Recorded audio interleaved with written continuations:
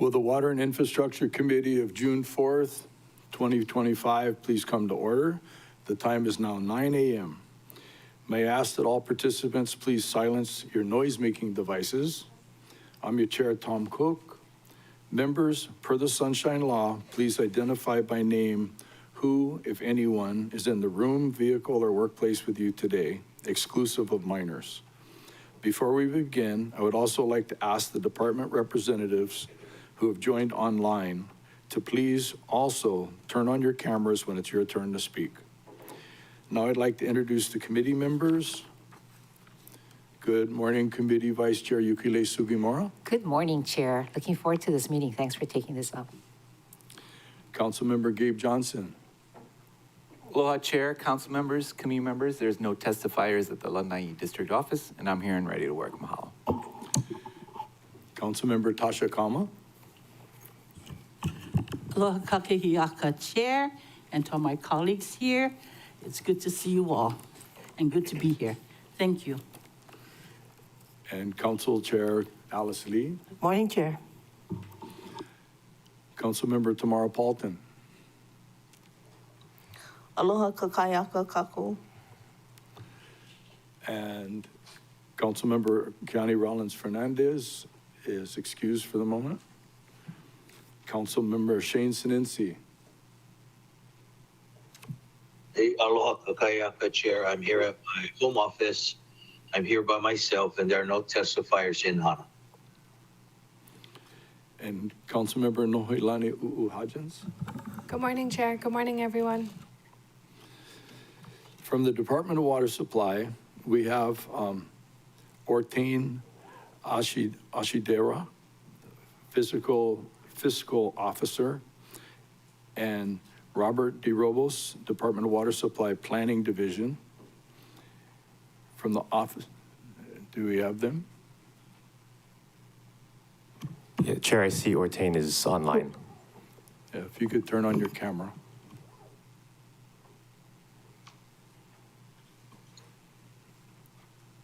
Good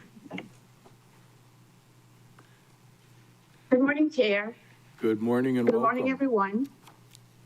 Thank you. Good morning, Chair, council members. Robert Torvalds here. Good morning. From the Office of the Mayor, Mahina Martin, Director of Public Affairs. From the Department of Environmental Management, Director Shane Ogawa. Good morning. From the Department of Public Works, Deputy Director Paul Barnady.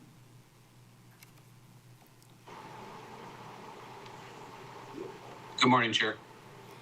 From Corporation Counsel, Deputy Corporation Counsel Caleb Rowe. Good morning, Chair. From the U.S. Army Corps of Engineers, Lieutenant Colonel Adrian Biggerstaff.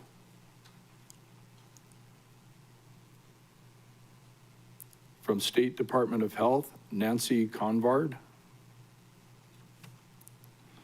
From the State Department of Transportation, Derek Takahashi.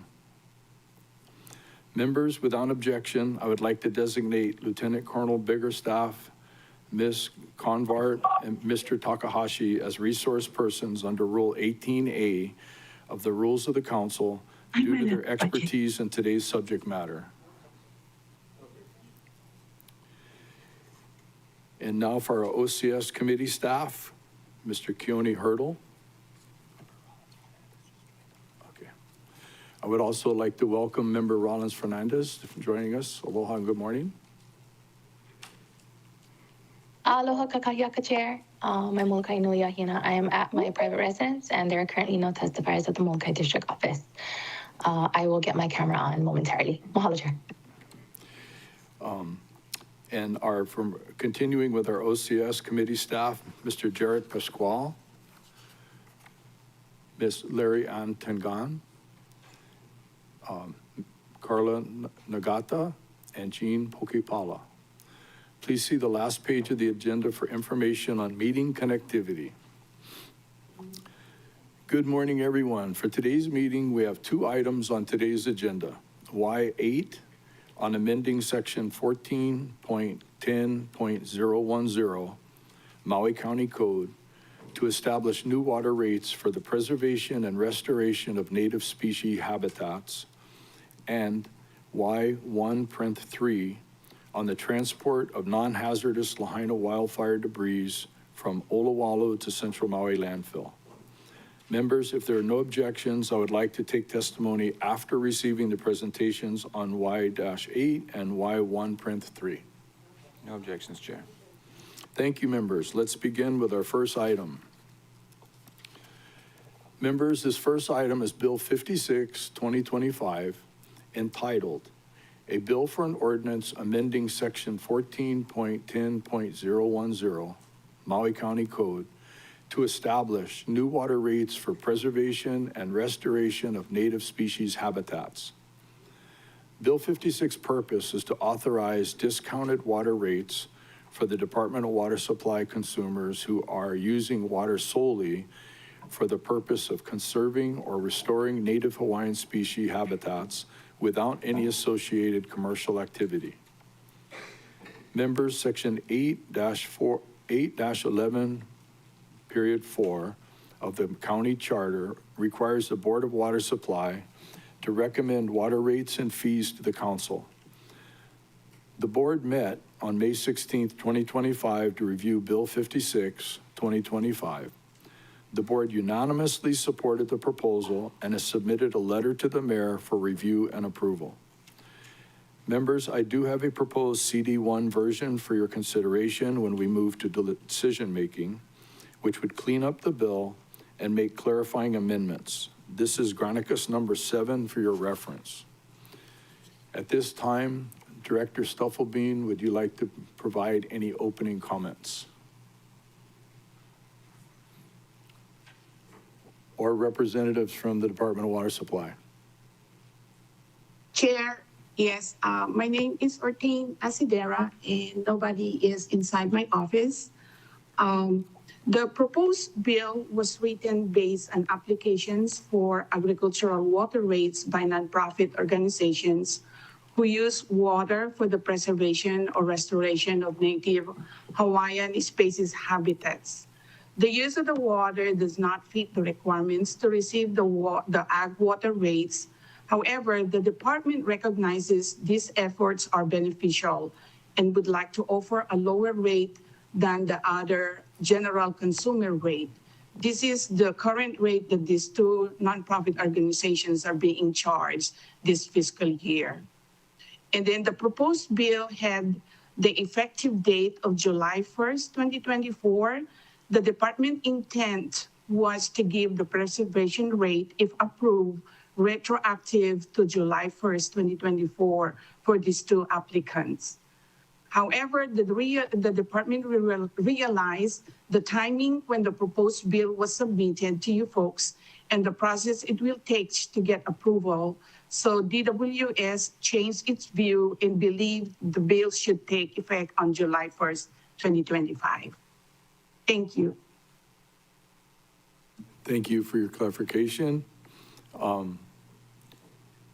Before we begin our discussion, let's see if anyone would like to provide testimony on Y-8. Staff, do we have any testifiers? Chair, there's currently no individual signed up to testify. Would you like me to do a last call? Yes. This is the last call for oral testimony. Please come up to the podium or raise your hand on Teams if you would like to testify on this item.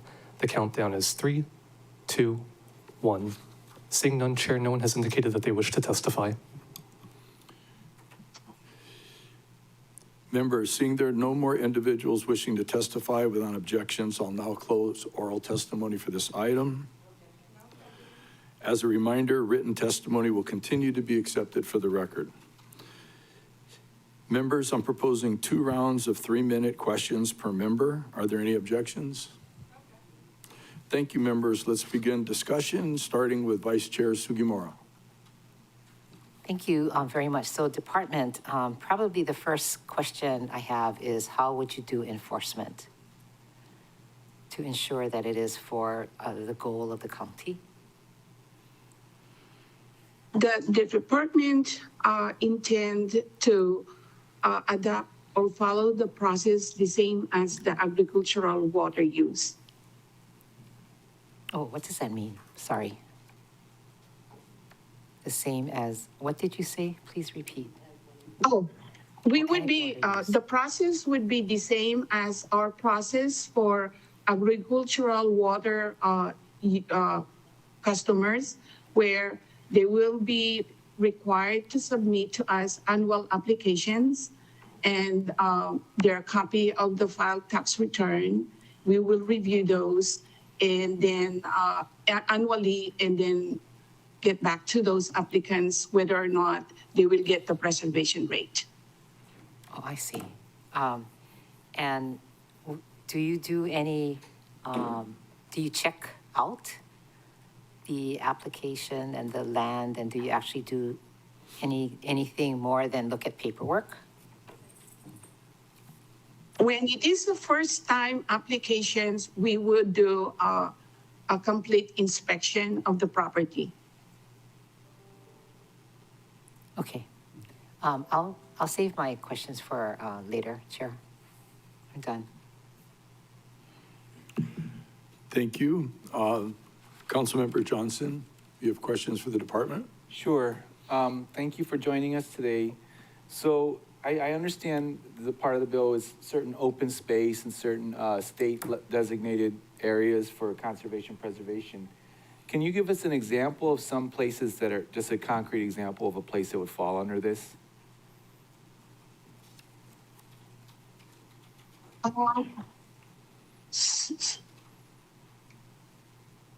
Oh, I lost. Sorry. Can you hear me? Yes. Yep. Oh, okay. I don't know the answer for that. Okay. Can we get back with you folks? Sure. Well, I'm sorry. how about a number of And Chair- parcels that you think, oh, Caleb has. Chair, if I may, we did have two individual nonprofit entities that had requested to get agricultural rates. We determined that they were not eligible for agricultural rates because they did not meet the monetary threshold for them. However, you know, in reviewing those applications, we thought that it wasn't a bad idea. So we're trying to establish a new rate. To my knowledge, only two people at this point have applied for this rate. I'm not aware of anyone else. But both of those people had previously applied for agricultural water rates.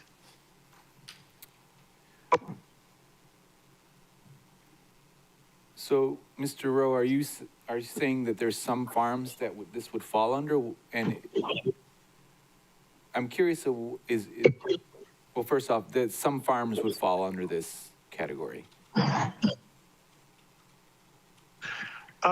If they have no associated commercial activity, we try to limit it to not having commercial activity. It's just purely for preservation. So can you break up your TMK to say this side of the farm is for farming and we're going to do commercial activity, but this side is preservation? Can you do it like that? That is a great question. Ortain, do you have a response to that? Not really. Okay. We probably have to look into it more detailed.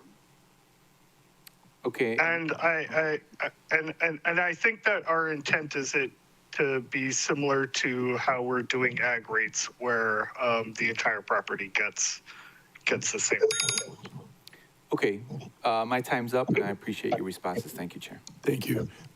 May I ask all members, when they do speak, to speak, move the mic close to your mouth, keep it close to your mouth for the public to be able to hear. Thank you. Councilmember Kama, you have questions for the department? Yes, thank you, Chair. Can you define native species habitat?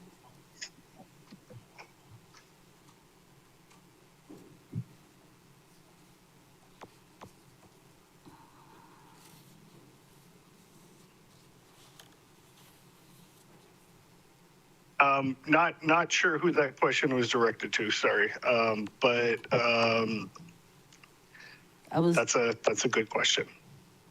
I was directing it to the department because I figured this is their bill.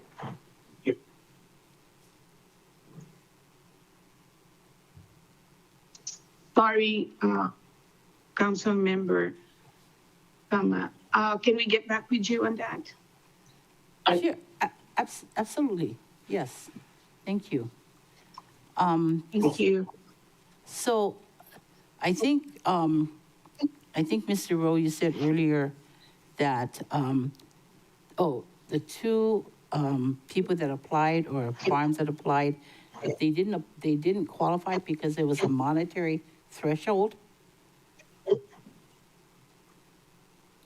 That's correct. So in order to qualify for agricultural water rates, you need to demonstrate, I think it's $1,000 of commercial activity.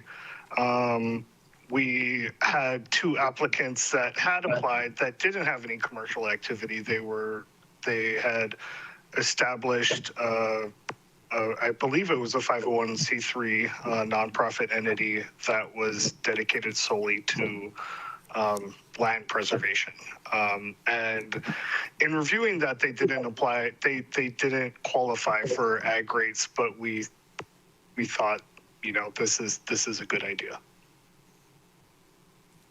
That the idea to go ahead and give them the ag rates even though they didn't meet the threshold? Well, it's actually, I believe it's higher than the ag rates, but just generally give them some sort of relief from the general, the general I see. amount that you pay. So do we know how many farms? Oh, go ahead.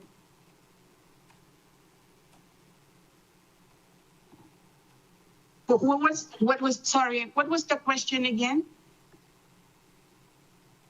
My question to you earlier was the definition of native species habitats. Yes, but the last one, council member. About the monetary threshold.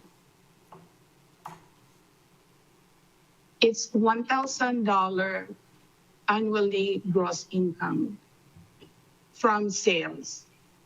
Yeah, that's what Mr. Rowe just said, so thank you.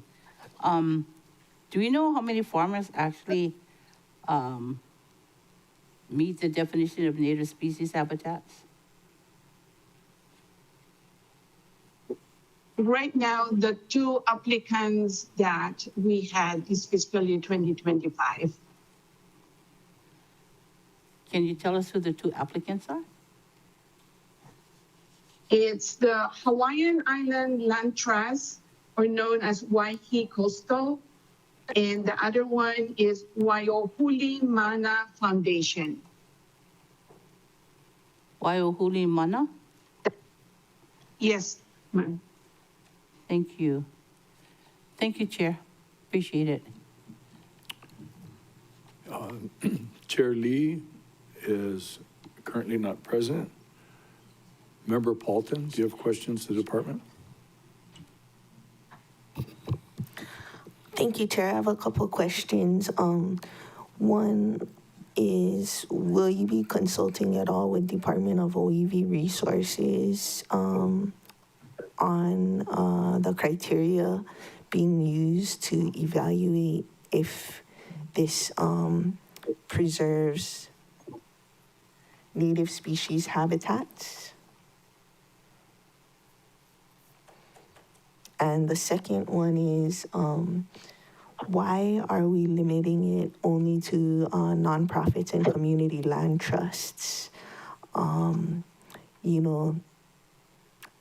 imagine random, or not random, but Kanaka Maoli may, especially if they live on Kuleana lands, would like to preserve native species habitats for cultural practices, cultural practitioners, and things like that. So those are my initial two questions. For somebody Thank you for that can- question, Thank you, council Ms. member. Asidera. those are good questions, and we will consider that going forward and maybe to amend or revise the proposed bill. Okay. I guess if I have additional time,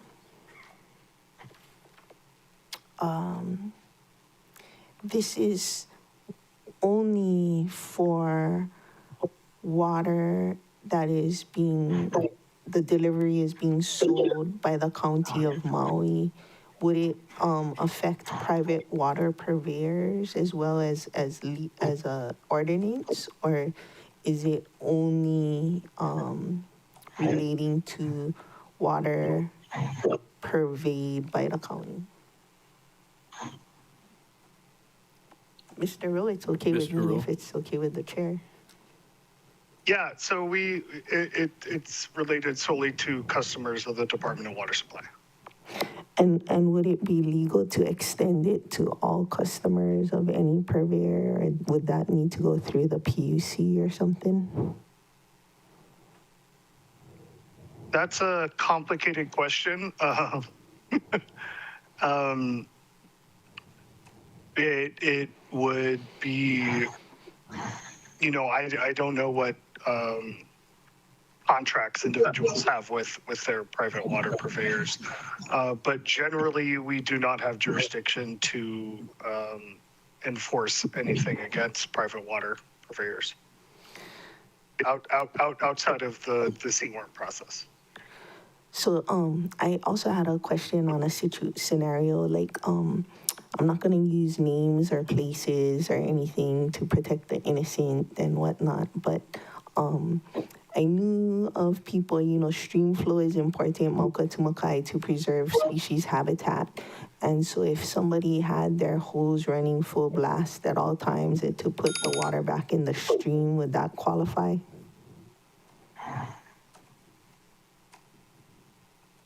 Mr. Rowe? I defer to Ortain on that, but that would be something that we would, I believe the department would review that application, and if they met the other criteria that are set forth in the proposed bill, yeah. I'm not gonna say who I know that does this, but Ortain, you would Good. agree? Good, because I don't want to know. I won't Yeah, I say think any names or places. We will consider all the applications and review based on the criteria that would be stated on the Maui County Code. Okay, I heard my bell, thank you. Member Rollins Fernandez, you have questions for the departments?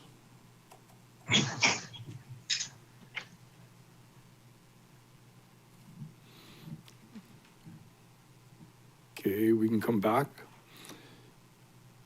Member Sinensi, do you have questions for the department? Morning, Chair, and mahalo for the presentation. Just for clarification, and if I heard it correctly, would this new rate be the agriculture rate for conservation, or will it be lower than the regular rates? Department? Thank you for that question, Council Member Sinensi. It would be, the preservation rate is really a higher than agricultural rate, but it would be lower than the other general consumer rate. Oh, so just general water user rate, how much lower, do you know? For fiscal year 2025 rate, it would be lower, $2.95 per 1,000 gallons. For the proposed rate for 2026, it would be lower by $2.60. $2.60. And this year's was $2.90, you said? 95 cents. 95. Yes. Okay, thank you. Thank you, Chair. Member Hodgins, questions? Thank you, Chair. Thank you, everyone, for being with us. Similar to the ag application with you folks, are people going to have to apply annually? Yes. Okay. And then, can you describe best management practices for water conservation? What will the director be looking at to determine what is best management practices for conservation?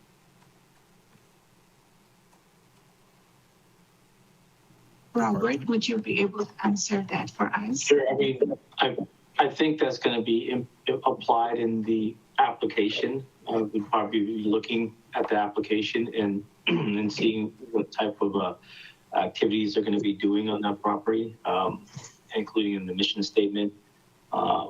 We are, because it's different than applying certain BMPs for like your home or anywhere else. So it's out there. We don't really know what they're doing. So they have to pen that in somewhere where we could review what that would be. But there are some practices we just hope that they consider conservation.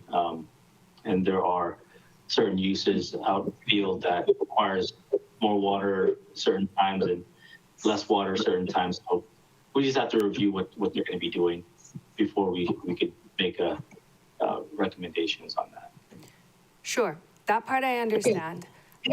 I'm a bit more wondering what specifically you folks will be looking for, so that when people want to apply, they know what you want to see. I don't want it to go into the water's black box of decision-making and then go, okay, no, actually, we need this.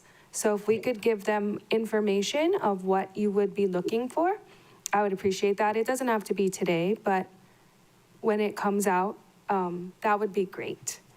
Yeah. Oh, I'm sorry. Did you want to say anything else? Oh, no, I just wanted to give an example. Like, for example, they're going to be doing, growing, reforesting, for example, or replanting.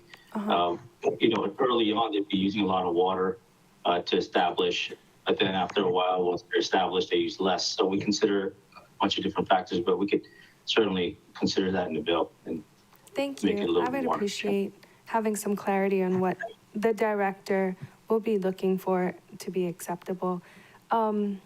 I did see something where I don't see it now, but they have to own the property. Or is that maybe someplace else? Fee simple. If they don't and they have a lease, can they get approval from the landowner for them to apply as the nonprofit on the land?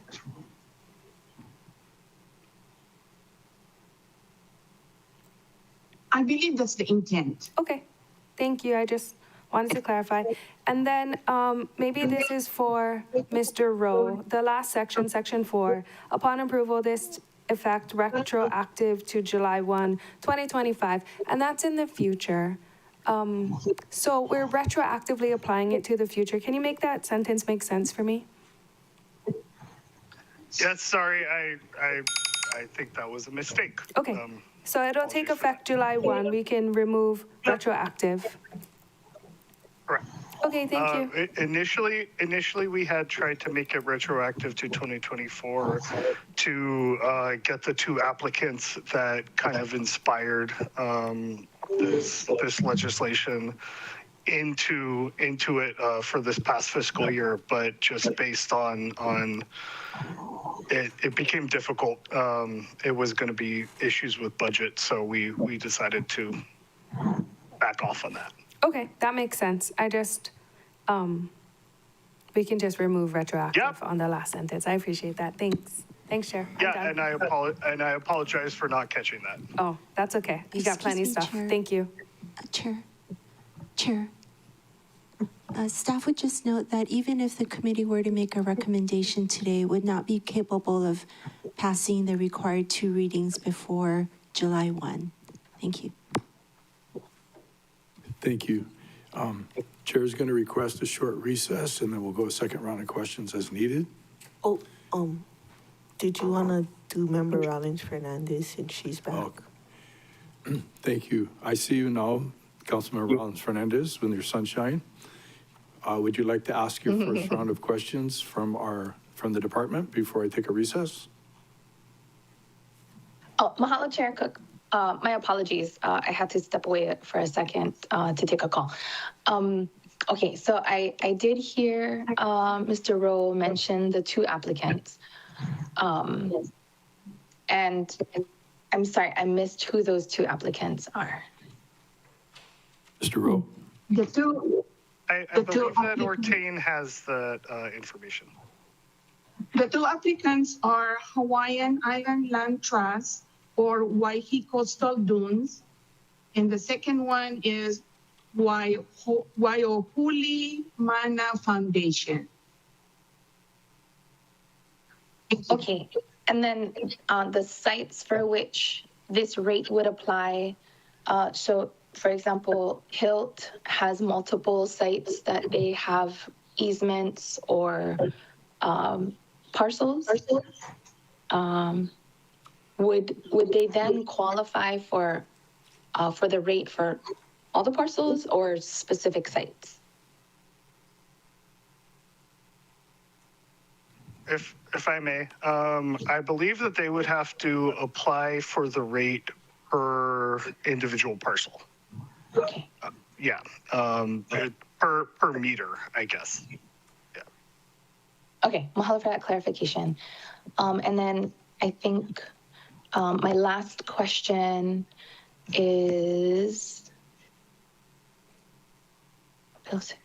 regarding who would do the review and approval? Which department? It would be fiscal division. The fiscal division of the Department of Water Supply. Okay. So it would be Department of Water Supply. So the However, application for that, like, so the application for ag water rates also go through the same division? Okay. Correct. Yes. Correct. All right. Okay, that's everything. Mahalo for my round one. Thank you. With no objections, Chair is going to take a 5-minute recess. It is now 9:33. We'll be back at 9:38.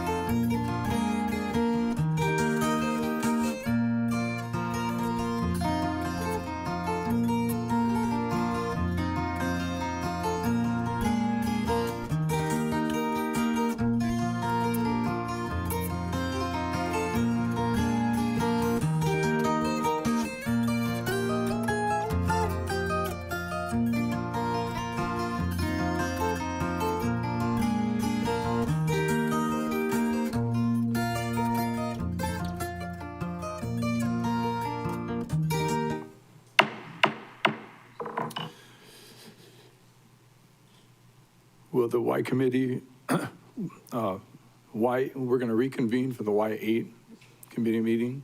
It is now 9:40. Members, the chair is going to recommend that we do another round of questions, and then I'm going to recommend that we defer this so that all the questions, committee staff can relay the questions to the Department of Water Supply so that we can get some answers and further clarification on this proposed rate change. So is there any objections? Okay, so for the second round of questions, Member Johnson, do you have questions that you would like to send to the department? Thank you, Chair. My questions have been answered. I'm just trying to sort out, like, what do you know, if I had this choice between agricultural water rates versus conservation water rates, but it's pretty restrictive where you can't have any commercial activity on there. It sounds like most people would be choosing ag water rates. Because I mean, you can grow, like, for example, mamaki, and sometimes that qualifies you for all kinds of different, like exemptions. And, you know, I know for the Fed guys, they like when you grow native plants. But I think it comes down to the rate, you know? I guess I'm just thinking aloud. My questions have been answered, but I'm curious of what was the impetus of this bill? Like, maybe the department can answer that question for me. Thank you, Member Johnson. Councilmember Kama, do you have any clarifying questions you would like the staff to forward to the department? No, actually, I was just thinking about what Member Johnson was thinking about.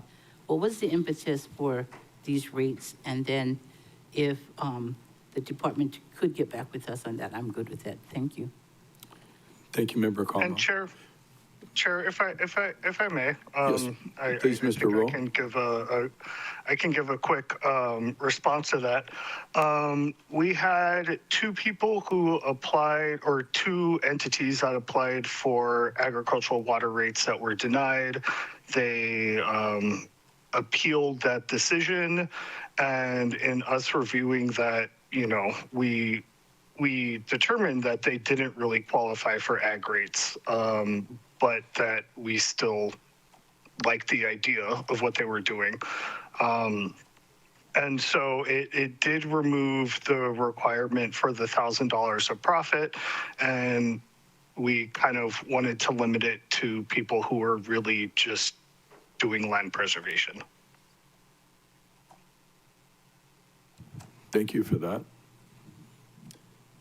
Okay, Member Sugimura? This is for the department. If you could, this is about the rates, right? So for general consumption, it would be for up to 1,000 gallons, I guess $2.13. Ag is $2.24, all at that same threshold. And so I thought I heard the department saying that this conservation rate would be then, they say above ag or below, what they say about that? They say it's going to be $2.60 per 1,000 gallons. May I answer that? Yeah. Thank you for that question, Councilmember Sugimura. The current rate for these two applicants are other general consumer rate. It's Right. not the residential rate.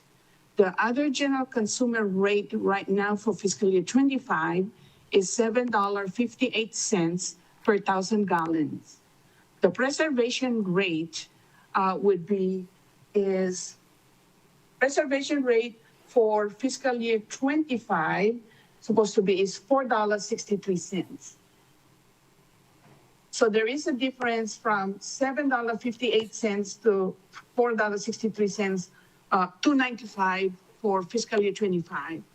For the proposed rate for fiscal year 2026, the other general water rate would be $8.34 per 1,000 gallons. The preservation rate will be, we propose at $4.98 per 1,000 gallons. And there would be a difference of $2.60. Okay. We're sending them questions, right? The department. Could you ask them to put all of this in writing?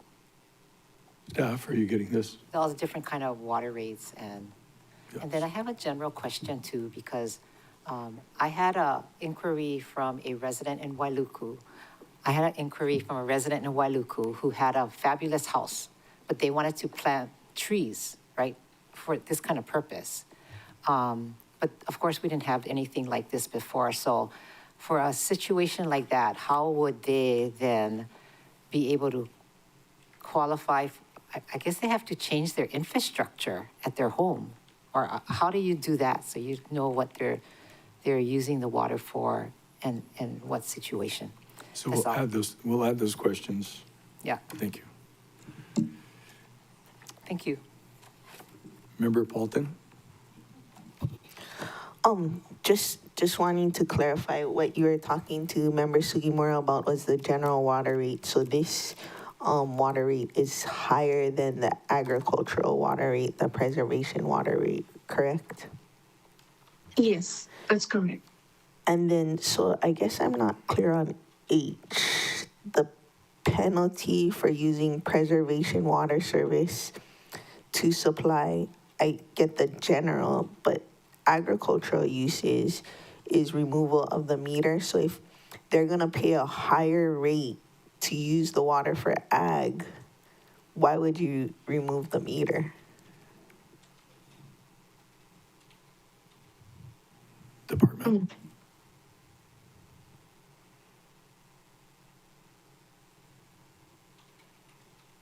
Mr. Rowe, Department?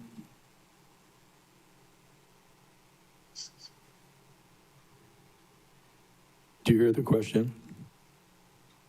Yes, sorry, I'm looking at. I did, sorry, I'm looking at the bill too, yeah. Oh, Yeah. I'm on page 3, letter H, if that helps you folks.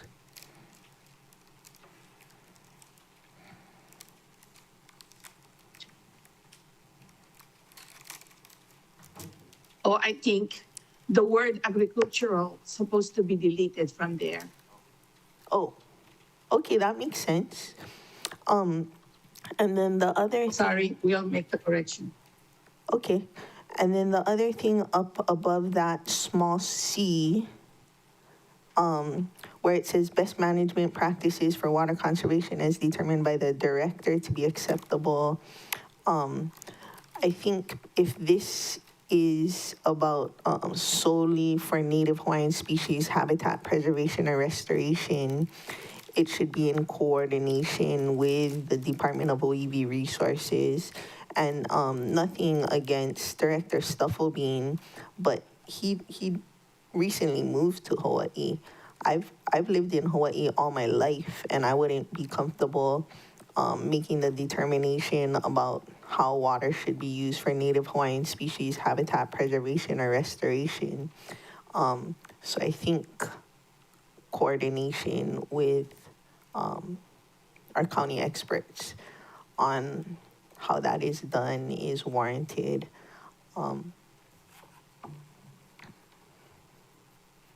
Is that a possibility of speaking with them and including that in the legislation?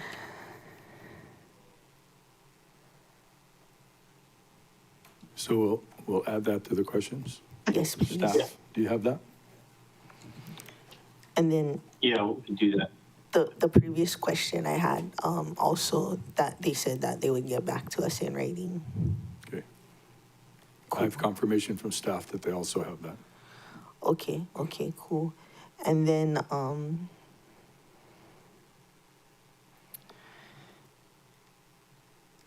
I guess, the other question I had is why are we limiting it to land designated as preservation, conservation, agriculture? If an area was known to historically have been used for Native Hawaiian habitat, and it hasn't been regardless of what the county or humans designate the zoning as, if it's historically been used as a native habitat, then, and it hasn't been already decimated by us occupiers, then why would the county designations matter if there's continuity of native species habitat? Okay, so we'll add that to the questions, okay? Thank you. Is that complete? With my previous questions, that completes me for this Thank you, so member. far. Member Rollins Fernandez, do you have questions that you would like to have staff, committee staff related to the department for further clarification? Mahalo, Chair. Yeah, just one more question. If they could find out like how much of the water bills are currently being paid for by grants from, like the government, so county, state, federal, because unlike agriculture, there is no profit motive to preservation. Preservation is just something that we collectively as a community support because of the eco services that generally don't have, a quantifiable, what's the word? Not purpose, but value to all of us. So this is us investing in it anyway. So if we reduce it, then we're kind of just like reducing it on ourselves for the grants that we give them to do this work. So that's the purpose behind the question.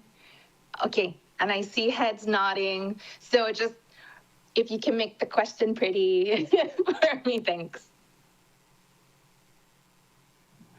Thank you, member. Is that pretty much complete your questions? Okay, Yeah, just how much of the funds from grants go to paying the water bills? okay. Council And members, we're gonna get from the department the proposed rates, right? correct. Yes, We're gonna, all of these questions. And it's gonna be tiered and not fixed, or it would be fixed? it would be fixed. Okay, mahalo. Thank you.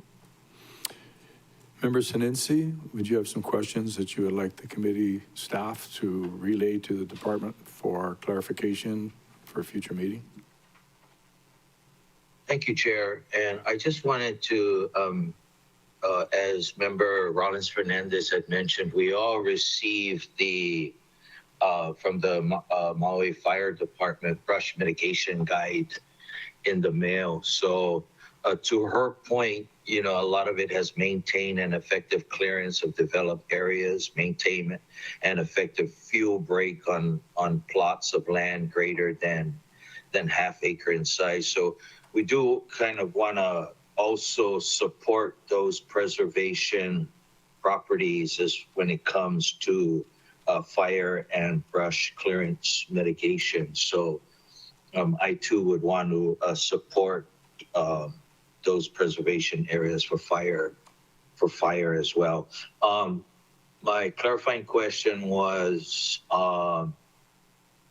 those rates are per meter, Ms. Asadera? Yes, that's correct. And then my question is, they could apply for as many meters as they, or is there also the fee per meter?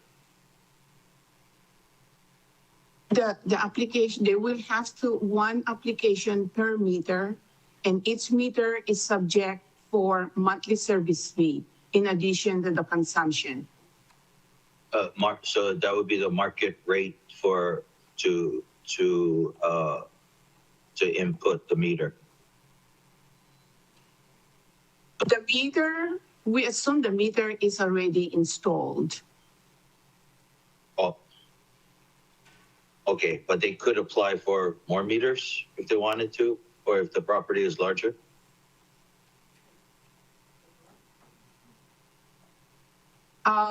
that I'll probably will get back with you on that one. Okay, Sorry. all right, that would be the question to forward. Thank you, Chair. Thank you. Member Hodgins. Thank you, Chair. I guess to build on Member Paulton's question, and even Member Sugimura's question, so in her example with the home in Wailuku, it most likely wouldn't qualify because it needs to be located on state ag or conservation land and county open space zoning district. So I don't think the Wailuku property would qualify. But to Member Paulton's point about why would state and county zoning be a predeterminant on what would qualify, if you could clarify, if Water could clarify, why only open space and not even ag land would qualify? Because we have a lot of conservation done on ag land as well. But I think that's the only question I have. Thank you, everyone. If that concludes our questions, and the staff, do you feel confident that you have all of these recorded? Okay. I'd like to thank the department and Mr. Rowe for your participation today. Chair is going to defer this meeting, and we will And defer the item. defer the item. Thank you. We're not deferring the meeting. We have a lot of people for our next one. Okay. Thank you, staff. Thank you. So we'll defer this item, and we're going to take a 5-minute break to get our guest experts set up. No objections.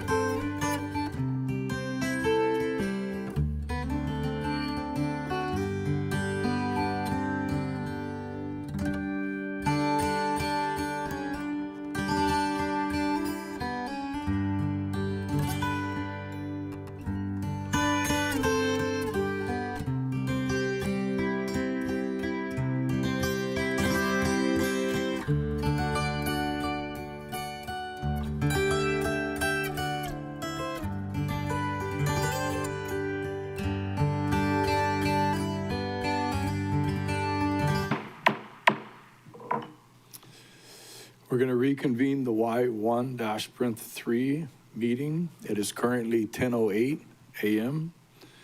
Members, the Y1-3 relates to the transport of non-hazardous Lahaina wildfire debris from the temporary disposal site in Olowalu to the permanent disposal site at the Central Maui landfill.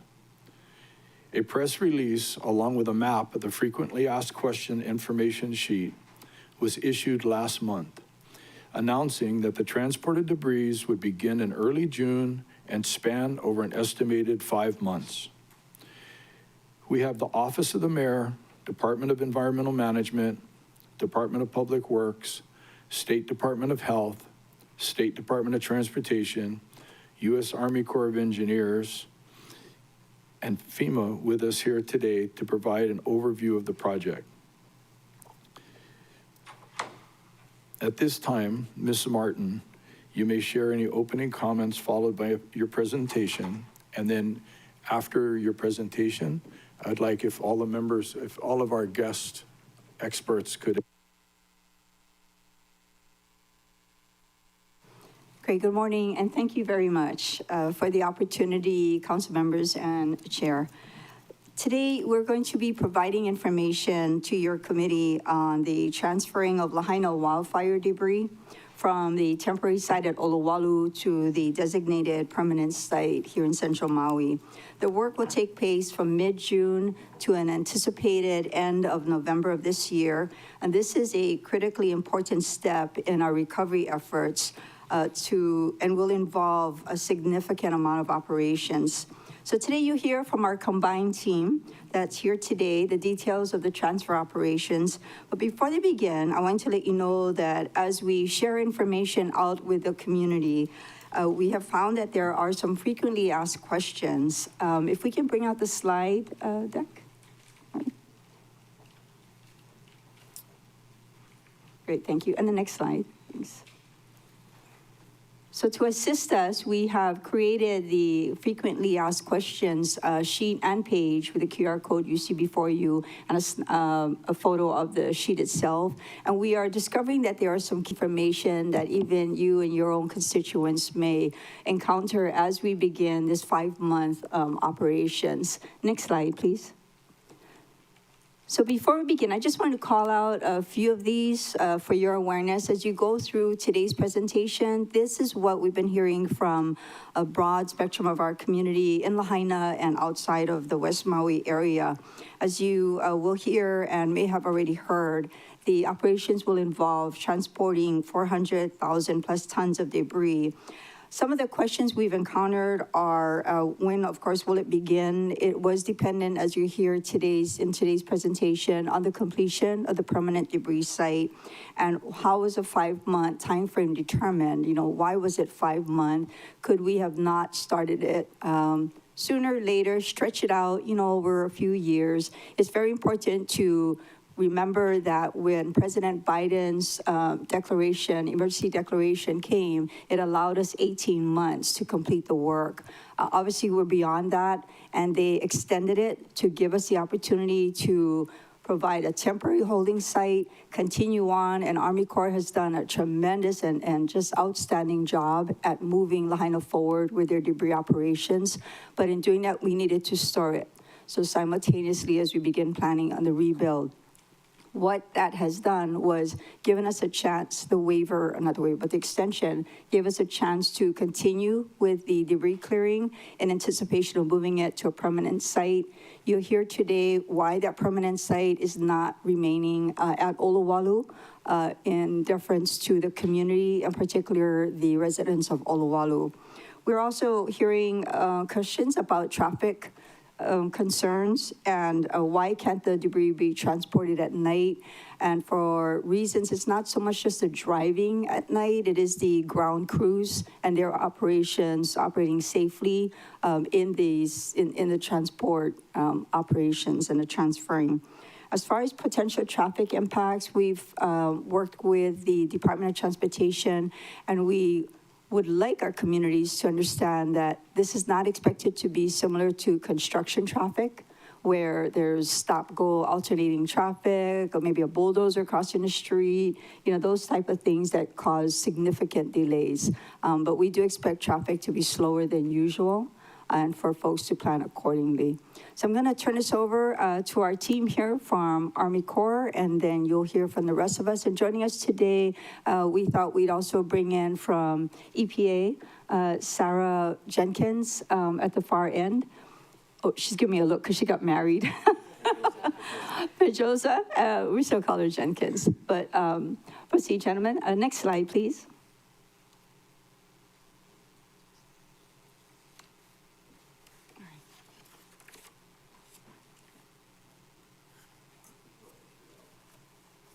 Excuse me, before we proceed, I need to designate, if you could introduce yourselves and then designate you as our resource personnel. Good morning, everybody. My name Could is you use the mic? Could you use the mic, please? Good morning, everybody. My name is Pat Fung. I am the Chief of Staff for the Recovery Field Office.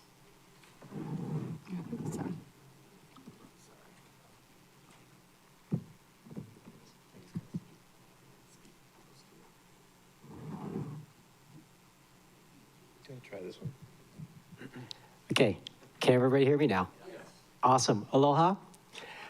My name is Pat Fung. I am the current Chief of Staff for the Recovery Field Office.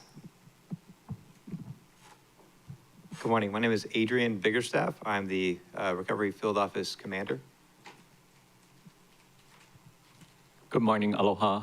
My name is Alan Kato. I'm the Mission Manager. Aloha, everyone. My name is Sarah Pedrosa. I'm with US EPA Region 9, and I'm their Disaster Recovery Coordinator and Sustainability Advisor. Councilmember Cook, I know that there's also some people online, so I will let you speak to that. Thank you.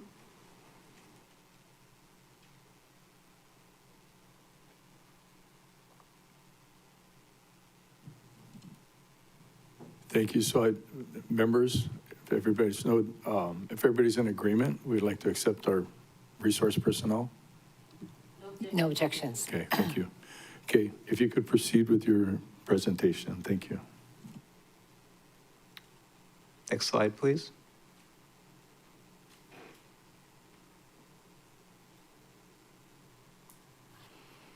One more.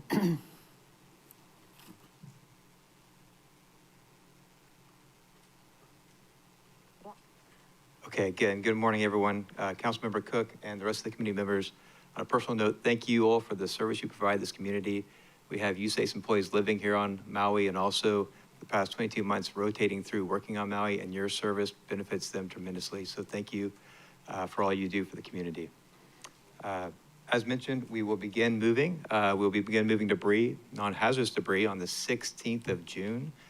Approximately 400,000 tons of debris. And what that will look like is 50 trucks moving 4 turns every day at a maximum. And just a reminder, this non-hazardous debris, as we're going through phase 1 of the operation, both EPA and USACE was identifying and removing hazardous debris and moving that off of Maui before it went into the temporary disposal site. So at this point, we're just taking debris that's at the temporary disposal site and moving it to the permanent site. So there's no additional debris moving into the stream as we work. As we do collect the debris, we'll first line our vehicles or trucks with an industrial plastic liner. We'll put the debris in it. We will then wet the debris to mitigate dust. We'll then wrap the debris to further mitigate dust and any spillage. Then we'll weigh the vehicles to make sure we're in compliance with DOT, Department of Transportation, and then we'll then move the vehicles to the permanent disposal site. We'll have environmental monitoring happening from the Department of Health, and we'll also have USACE employees on ground monitoring every step to make sure it's done in a quality way. Once we, I guess we can go to the next slide.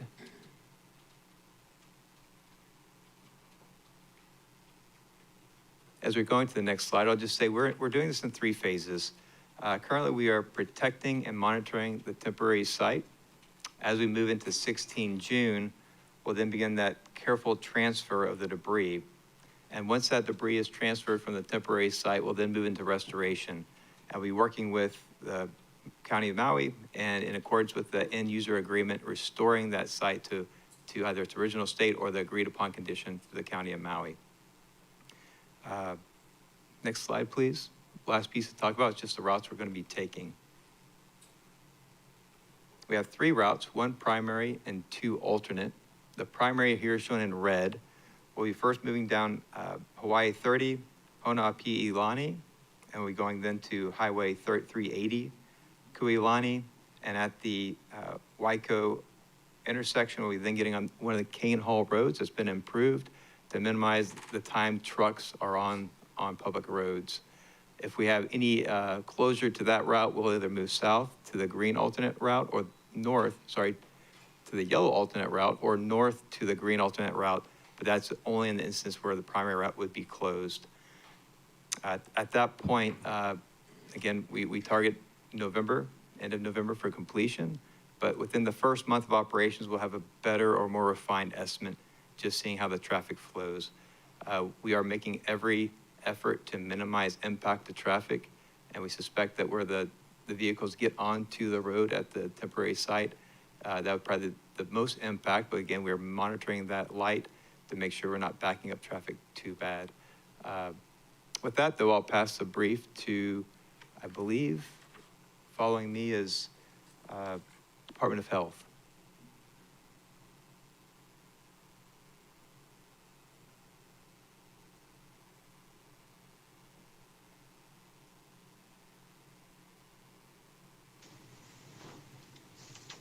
Aloha, everybody. I should go ahead and get started. This is Nancy Conrad with Department of Health.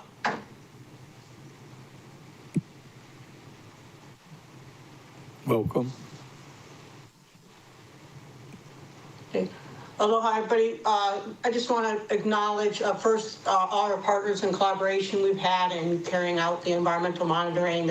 The county team has been outstanding, as well as the Corps of Engineers and our federal partners in FEMA and Environmental Protection Agency.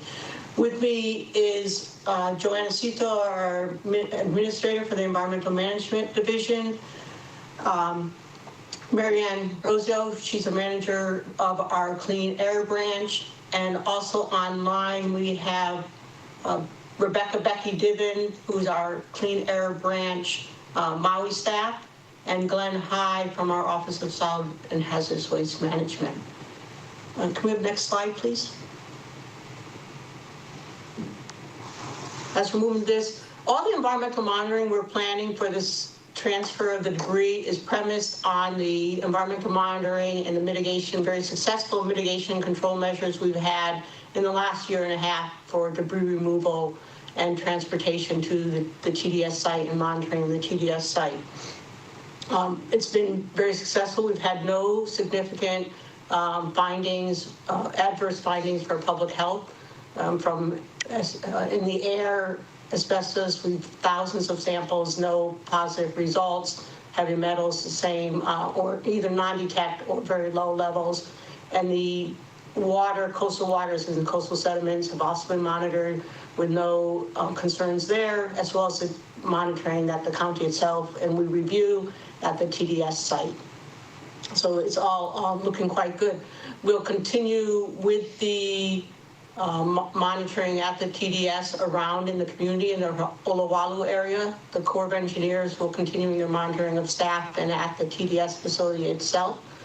At the permanent disposal site, the county's been operating the Central Maui landfill successfully and without concern for some time now. They'll continue similar practices, as well as adding additional air monitoring around that site.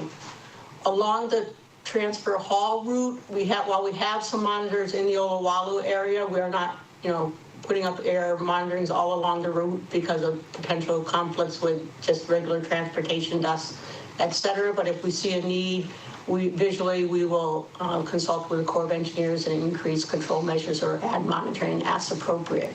And that's really the gist of the environmental monitoring that is going on. We do have permanent community air monitoring sites in Kihei, which is the main community downwind from the PDS site, and we'll continue to maintain and observe those as well.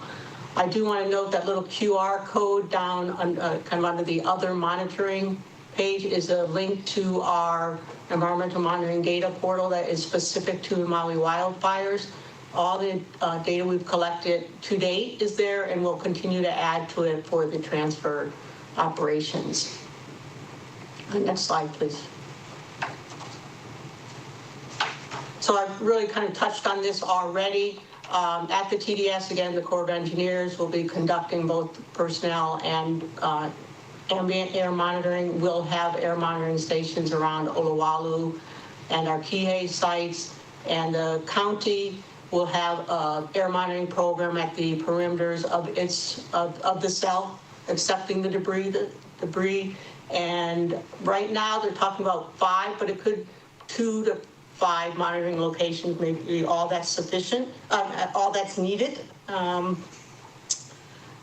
the site, the county did consult with us on the air monitoring plan, and we're happy with the approach that they're taking. And we'll continue to work with the county as we move forward through the operations. As the Colonel already mentioned, the dust prevention and control measures are routine measures, lightly wetting the debris, water trucks always available to water down areas and the roadways and at the active loading or deep unloading areas. And we'll be prepared to adjust as needed if any dust is observed or anything found in any of the air monitoring activities. The next slide will show you where these monitoring locations are. Again, this is a large scale map, so the stars are rather approximate, and they could represent multiple individual stations. And these individual stations sometimes get moved very slightly, probably not to the scale you'd see on this map, but if the wind conditions necessitate moving them a little bit, then they will be moved for several of them. And I think that we're ready to turn it on to the next person, and we're ready, the whole team here is ready to answer any questions as needed.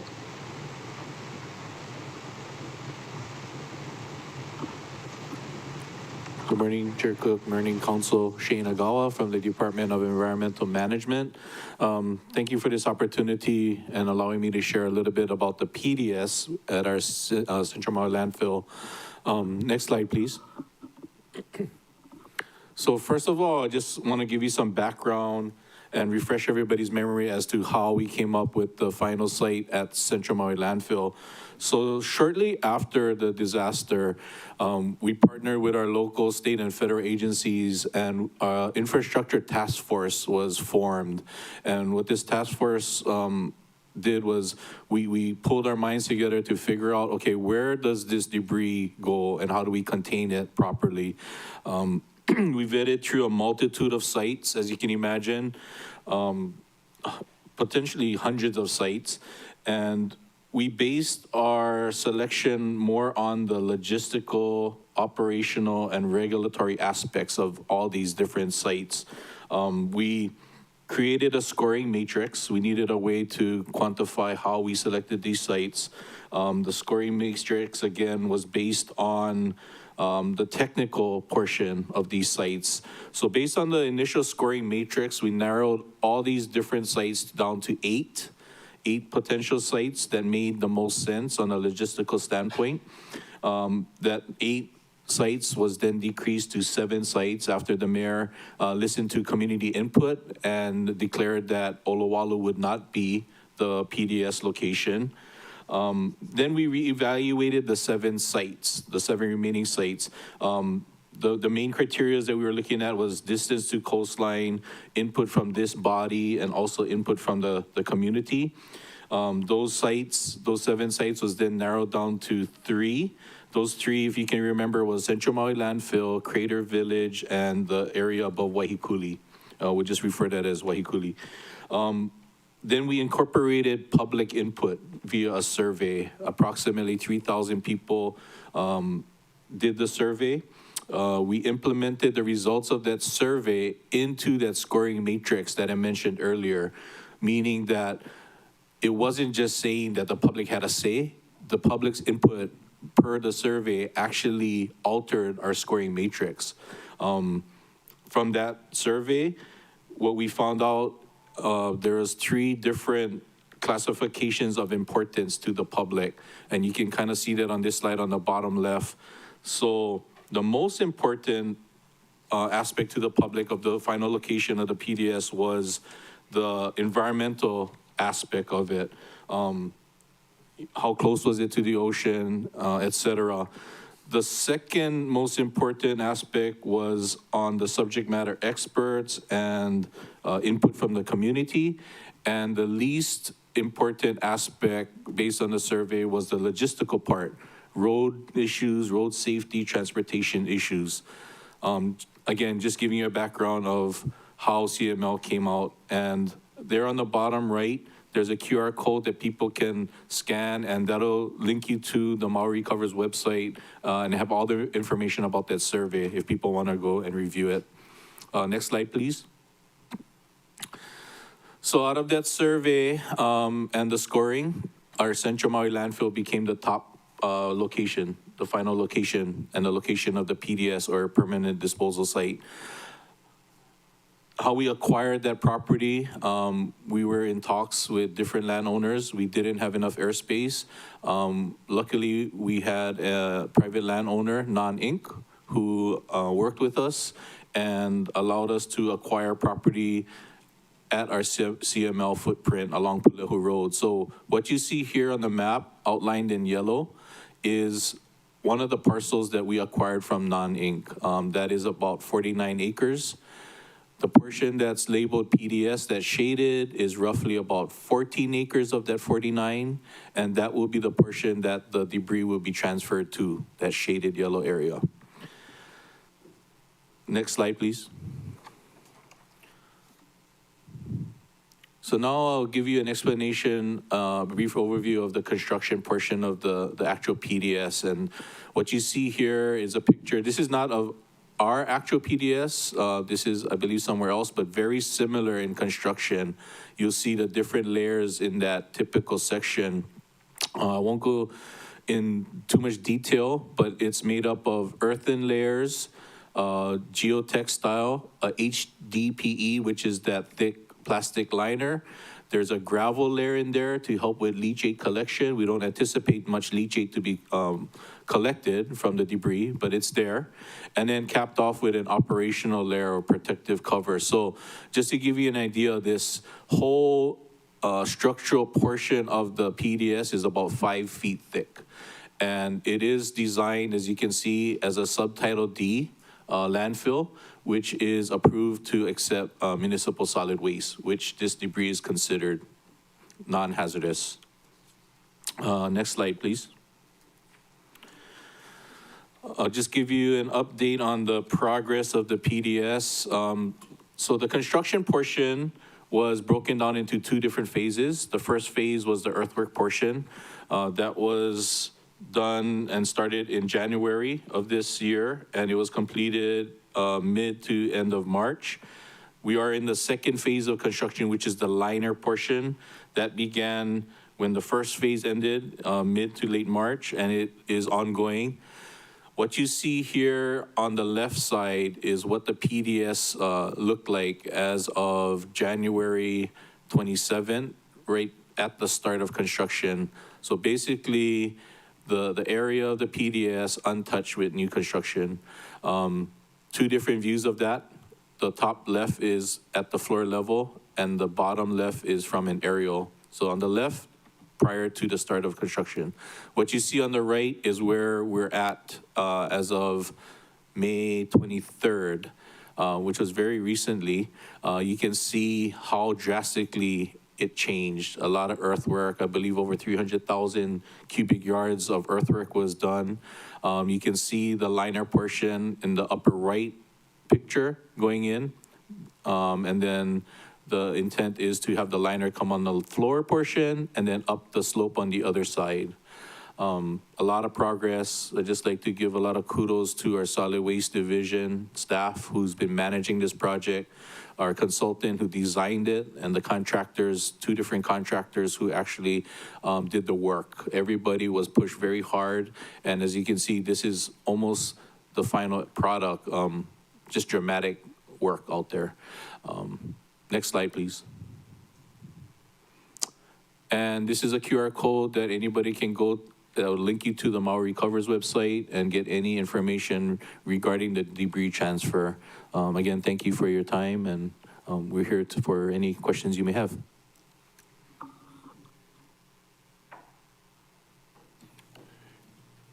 Thank you very much, Director. I want to make a correction. We do not have FEMA. We have Sarah from U.S. Environmental Protection Agency. Do you have anything to add? I don't have a formal part of the presentation. We've been helping in a facilitative role, but if there's any specific questions that fall under our regulatory institutions, I am more than happy to answer. And we also have Paul Rouge online, who is our landfill SME from Region 5, who has also been supporting this, that can serve as a resource in addition to myself. Thank you, Councilmember Cook. Thank you very much.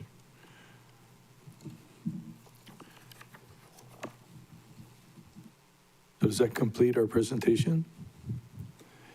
So Yes, it staff, do we have any, I'm sorry, it does? Okay. Do we have any testifiers?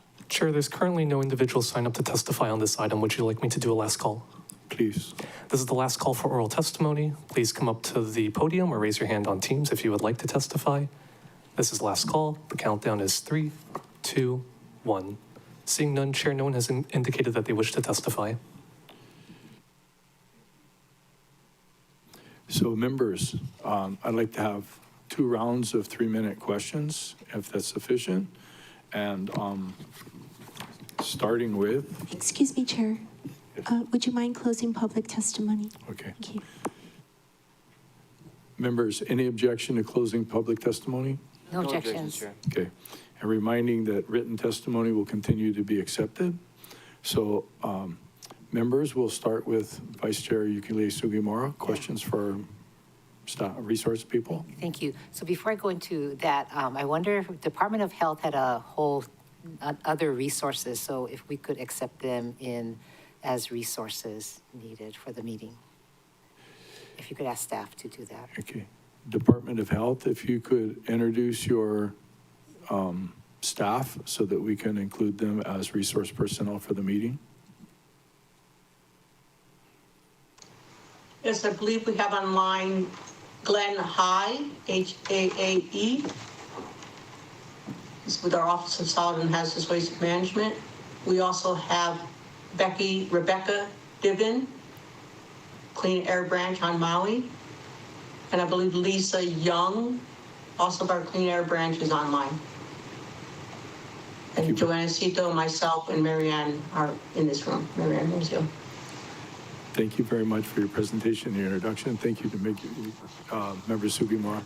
So members, any objections to No objections. including them as resource personnel? Thank you.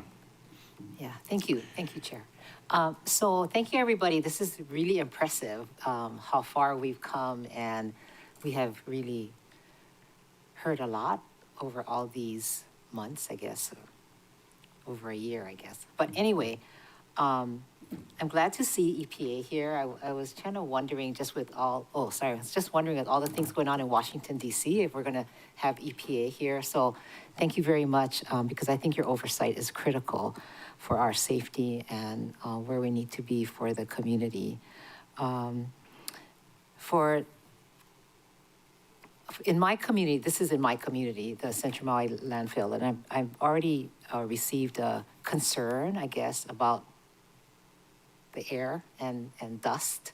And I just wondered, is it because of all the heavy activity, or is it somebody just imagining that it's actually not, or me imagining it's not really here, but it's probably someplace else? Thank you, Chair. Thank you, Member Sugimura. So I'm assuming that the dust that has been brought up is from the PDS construction, correct? Right.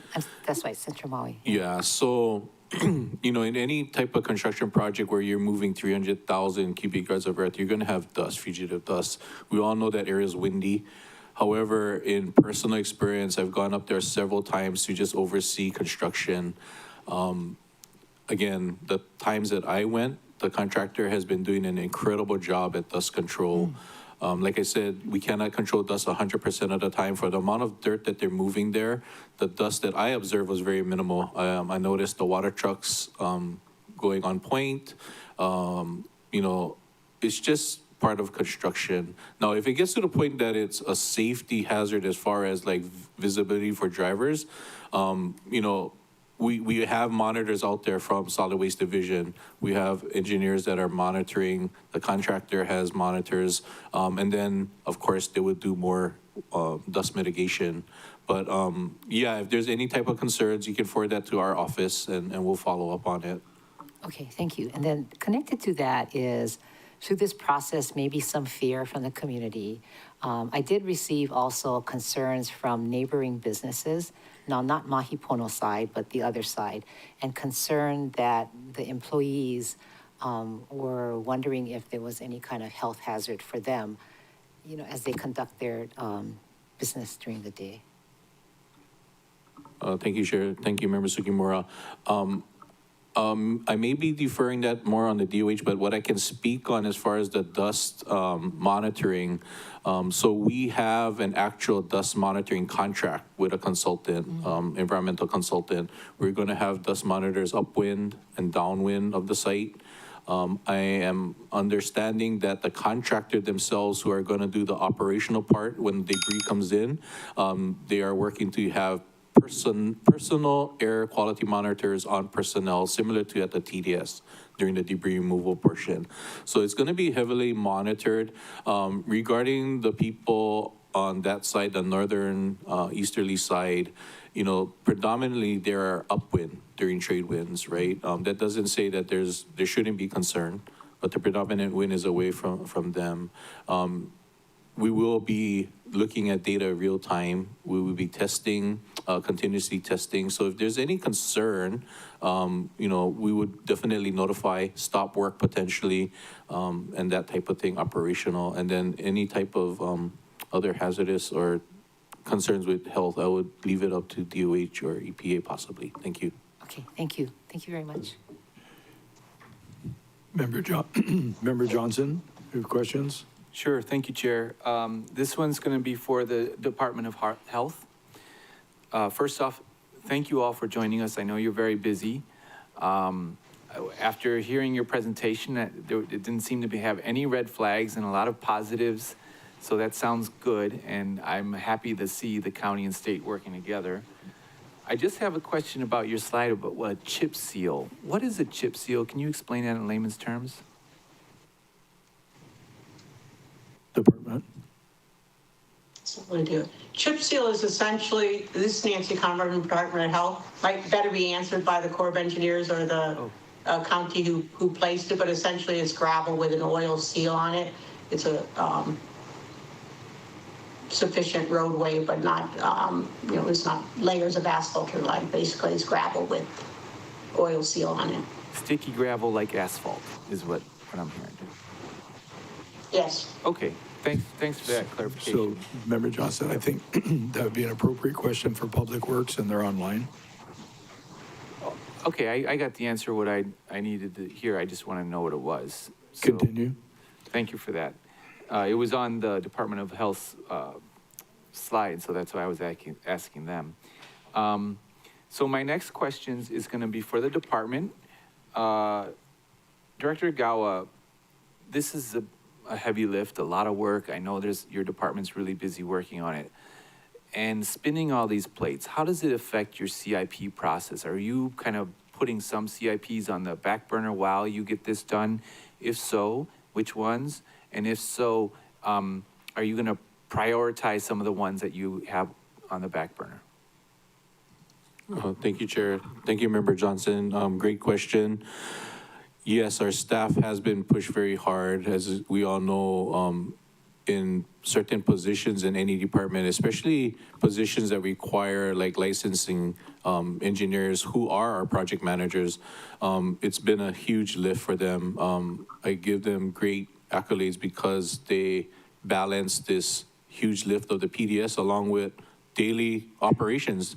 To answer your question directly on how it affects potential projects, of course, we need to do our projects that address regulatory issues. We can't not do those. So those are our highest priority outside of the PDS project. We are doing those. We have enough resources to complete. There are projects that we may be pushing back. Specifically, I don't know what they are, but I just want to let you know that during the budget process, when we submit CIP, we already know the strain on resources. So Right. the list that we submit budget-wise have already been accommodating this extra load. So thank you for the Okay. question. Thank you. My time's almost up, but basically, is it possible for us to do a site visit? Can we come and look at the permanent debris site? Chair, yes. Thank you, Member Johnson. Definitely. If you coordinate with our office, we can coordinate with our solid waste division, notify staff. We have a location that you can observe. Of course, it's not going to be for a long period of time because we do have construction equipment moving, but we can work with you for a site visit. Okay. Thank you. Great, thank you. My time's up. Thank you, Chair. Okay. Member Kama, questions for the, Yes, thank you, Chair. I think this is for Mr. Ogawa.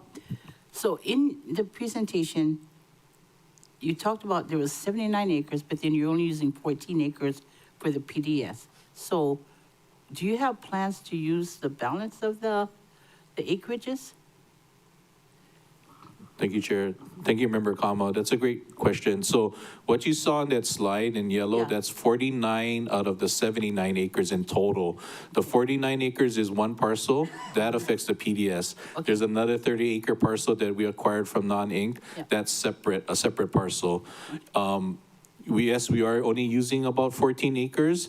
The remainder of that 49 acres, we intend to permit it, go through all the environmental permitting, design, and utilizing it as a landfill expansion for MSW. Okay, good, good.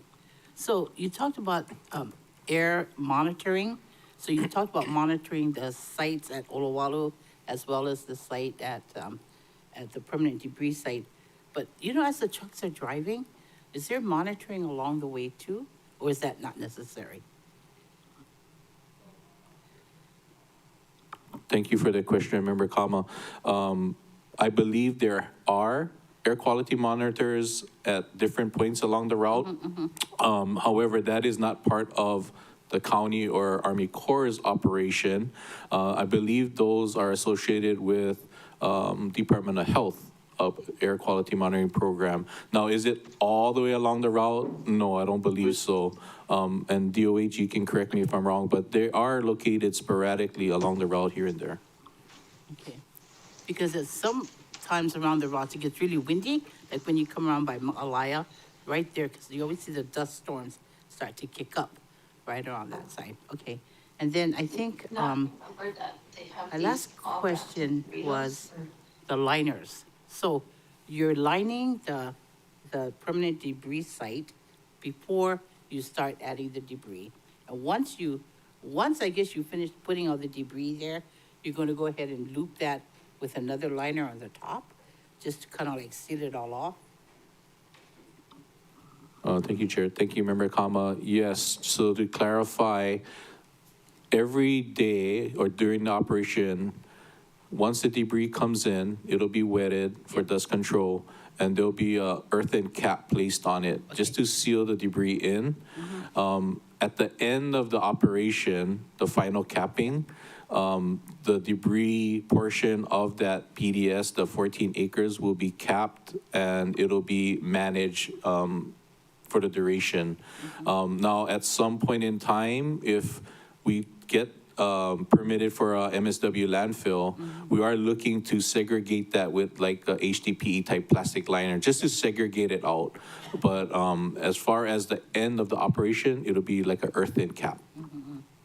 So the process is from June to November. And that's our hurricane season, right?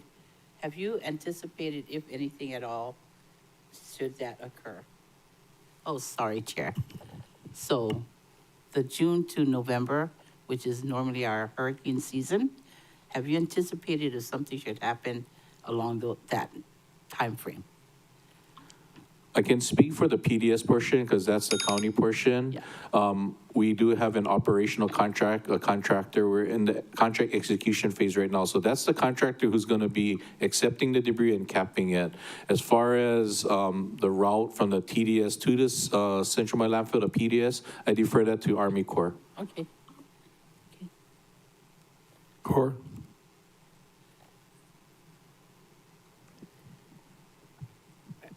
Again, my name is Pat Fung. I'm the Chief of Staff.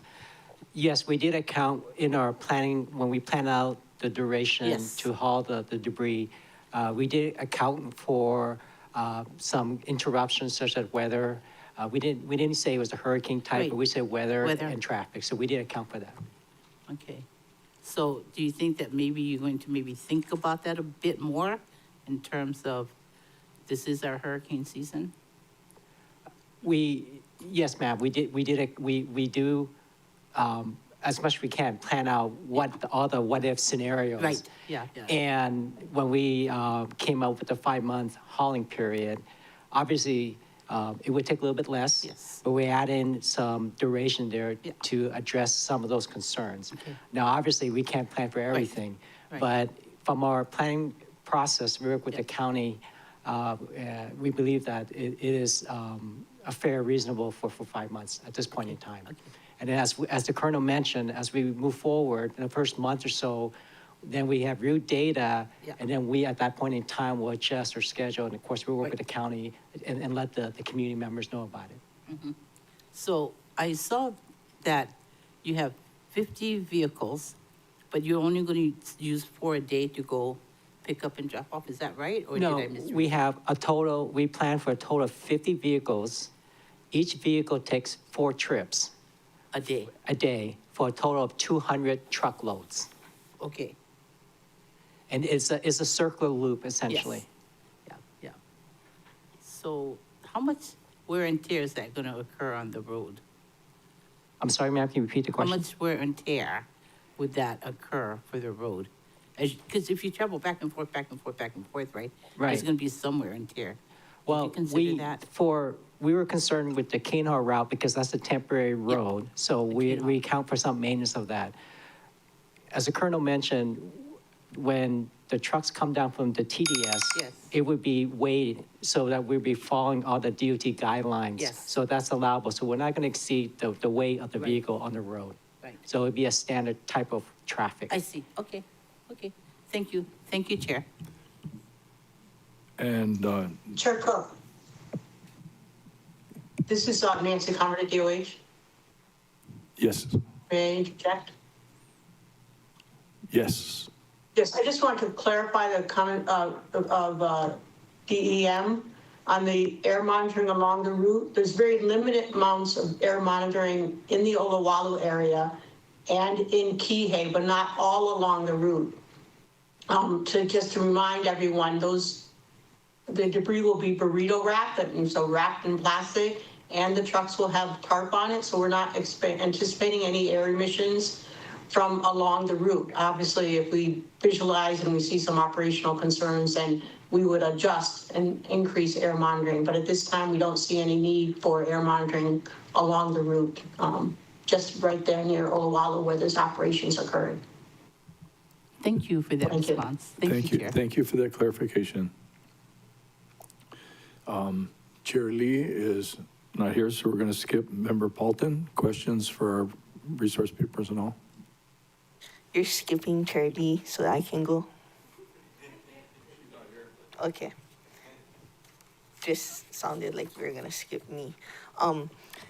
One thing I've been getting a lot of question about is the term non-hazardous. I understand that the batteries and the solar panels are classified as hazardous. When I used that phrase, people said, can we then go roll around in that ash debris since it's non-hazardous? So if you could clarify what, I guess, the dictionary definition of non-hazardous is, or the way that you're utilizing it, because it seems like with all the air monitoring and you don't want people to touch it or roll around in it, it's kind of hazardous, but I understand there's different interpretations of that word. So if you could clarify that and like that, it's not something that we want people touching and breathing and things like that. Somebody?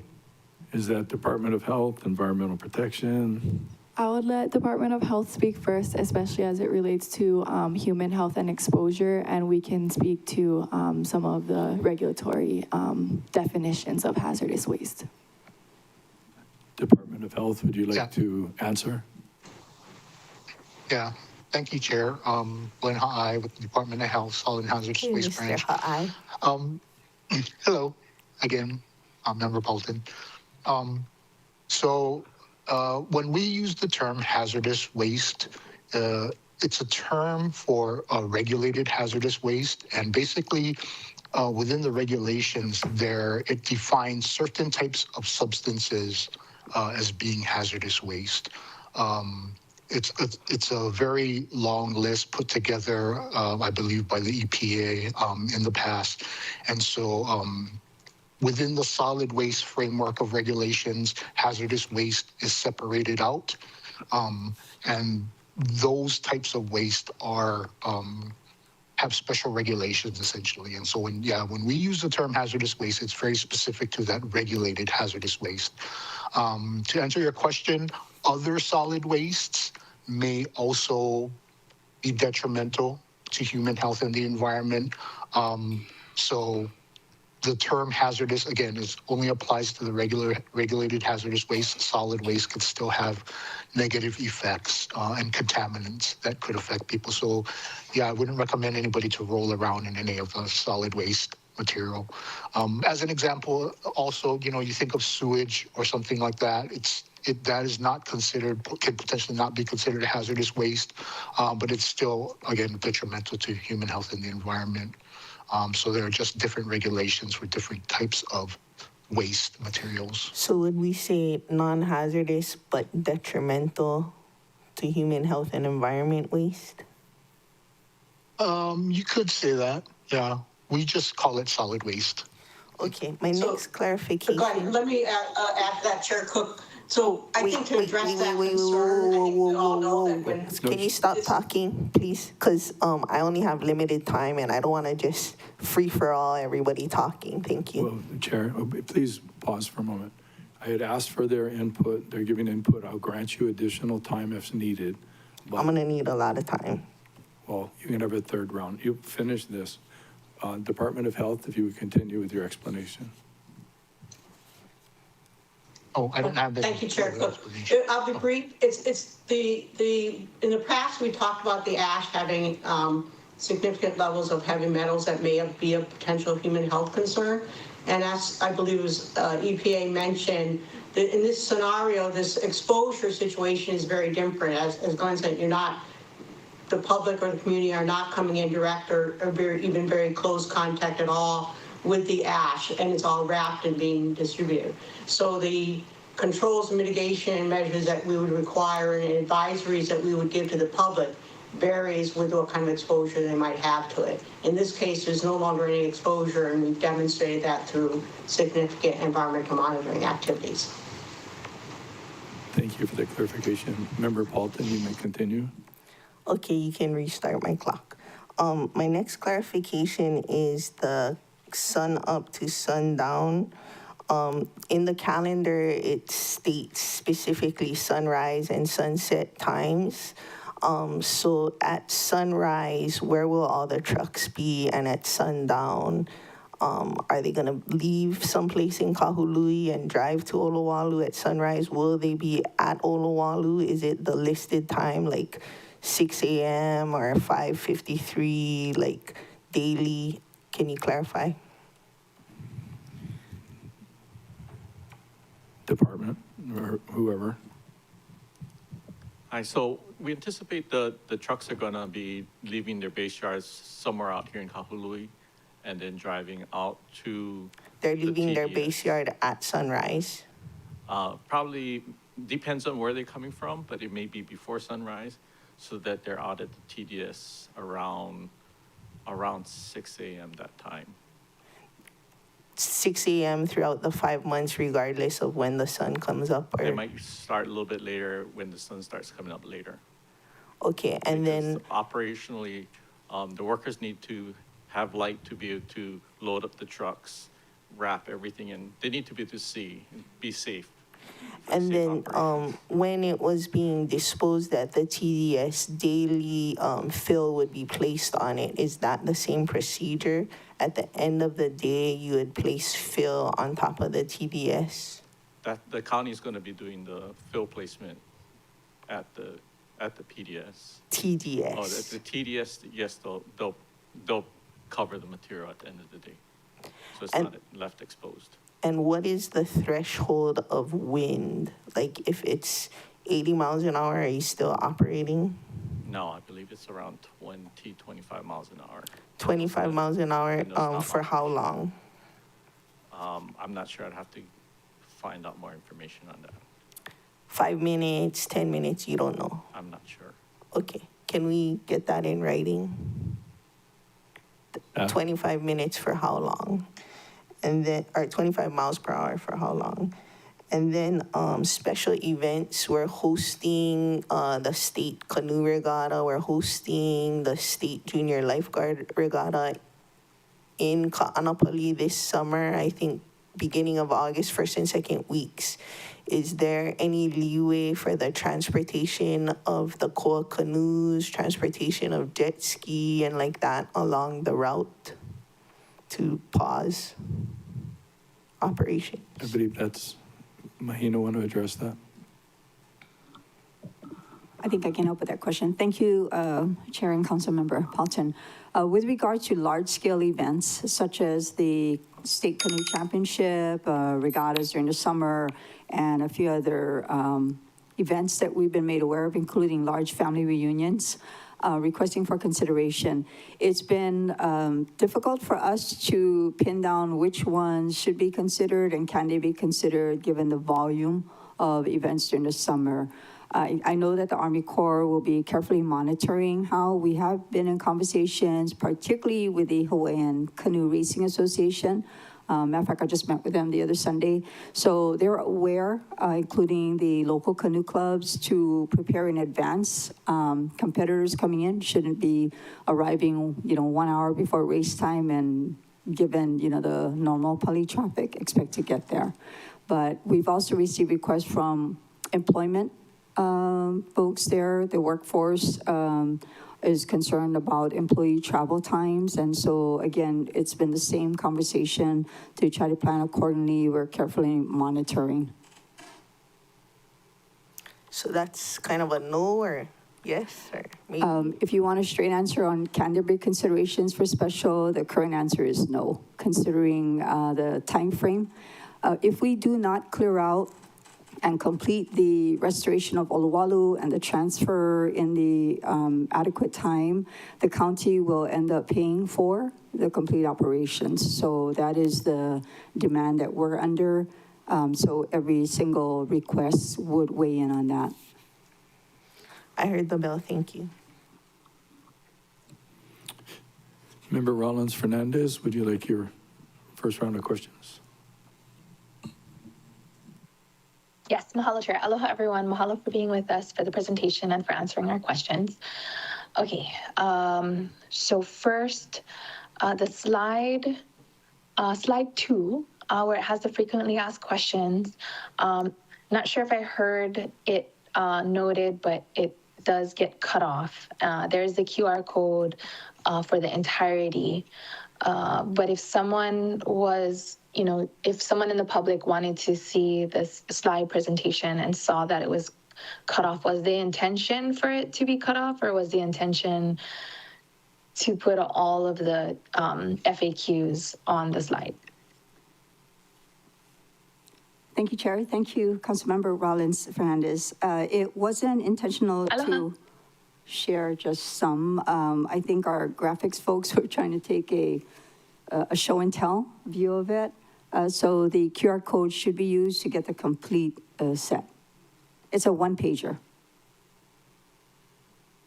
Yes, I used the QR code because the answer to the fourth question is cut off, and the answer on the other side is cut off, and I wanted to read the answers, and then I saw that there were other questions. I don't know if maybe it would be good to like have the full Q&A on the slides in case anyone wants to look at the meeting materials, then they know all the answers and the questions. And I mean, I get that the QR code is there, but also, you know, there's folks that may not be as tech savvy. Okay, and then I wanted to quickly finish a couple of questions regarding the non-hazardous debris. So in question 2 in the Q&A, it says the non-hazardous debris will be transported via dump trucks, et cetera, et cetera. And I hear what Member Paulton is saying, and I agree that by just labeling it non-hazardous debris, it could be misleading to the public that doesn't understand the nuance of, you know, like super hazardous, which is what, you know, EPA removed from the burn area immediately. I think it was EPA. And then, you know, so as far as like what that means, I guess, what was the purpose in describing the debris in that, in the second question as non-hazardous? Mahina, actually. Oh, thank you for the question, Councilmember Rollins Fernandez. We made an effort to put that up front because much of the concern we get from the community is whether or not it's toxic. So in order to reassure them it's not, we made a deliberate point to, you know, to share that phrase, non-hazardous. We get a lot of reactions from it, from the public saying, okay, that's good to know. May I add a little bit of more information to Councilmember Rollins' point is I want to distinguish between the regulatory definition of a hazardous waste versus if you were to take it out of the regulatory frame, what the definition of hazard is. And so under the Resource Conservation and Recovery Act, which is administered by EPA, we established the framework for managing solid waste and hazardous waste in the U.S. And so it regulates the generation, transportation, treatment, and storage. And so when you're thinking about that, hazardous waste classified from a regulatory standpoint is subtitle C, and subtitle D is considered non-hazardous waste, which by regulatory definition is what this material is classified as. When you think about it from just the normal layman term of hazardous, that's when you think about vectors of exposure. You can have a sharp metal object or something like that that is considered hazardous, but not within how we operate within an agency. And so that's why we wanted to be very careful of labeling it that way, because it is not regulated hazardous waste. However, as DOH mentioned, it is good to keep in mind vectors of exposure, which is inhalation, injection, absorption, things like that. And that also ties in with exposure time. What DOH was potentially getting at a little bit is that because it's no longer on the properties, it's not the opportunity for exposure over a long duration time is less likely versus when it's moved to the PDS from the TDS. However, if the public were to come into contact with it, there is PPE that even the contractors and others that encounter the material would have to wear, which is like things like an N95 respirator, which is a mask that you often see people use. You wouldn't really want them to be touching things with their bare hands and things like that. So keeping that in mind, I'm sure DOH could emphasize a little bit more on the public health side of it, but I did want to distinguish that, which is why we labeled it as non-hazardous, because that's how we have to regulate it. Hope that helped a little bit. I can elaborate over time. Mahalo for that response. And I do see the Department of Health also just turned on their video, so I'm assuming they want to speak, but really quickly before they do, Chair, and I did hear the timer, that when folks read the Q&A, it'll generally be understood in the plain language unless the I don't know, is that CFA, the federal citation, if there could be some kind of citation to in what context this non-hazardous is meant, because otherwise it'll be understood as plain language from the public standpoint. Go ahead. Yeah, I just want to reinforce what the EPA was saying. It is really about what you come in contact with, and in this case, like I said, the ash itself, we issued those advisories early on, because if you're just in direct contact with the ash itself, it would be potentially a health concern. However, without coming into contact with it, there's limited, exposure to it, and therefore not of concern to the public. And as Sarah pointed out, the EPA pointed out, the workers, would take additional precautions using N95s and that while they're working. Though I will note that all the occupational exposure that was undertaken during the original transfer operations and at the TTS itself, there was no health risk posed to the workers then. And in fact, they reduced their amount of personal protective equipment, even for the workers during that debris operation, because they weren't getting exposed to anything. And I know it is appropriate for the public to think about it and be concerned, but the documentation and the monitoring to date has not shown that to be of concern. That's fine.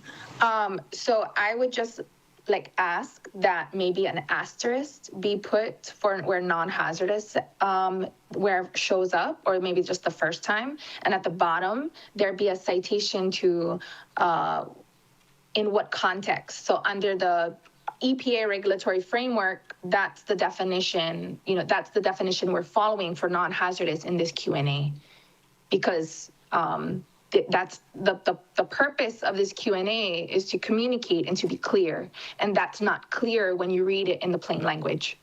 Mahalo, Chair. Thank you, Councilmember. Staff will make note of that, and we will continue with Councilmember Sinensi. First round of questions.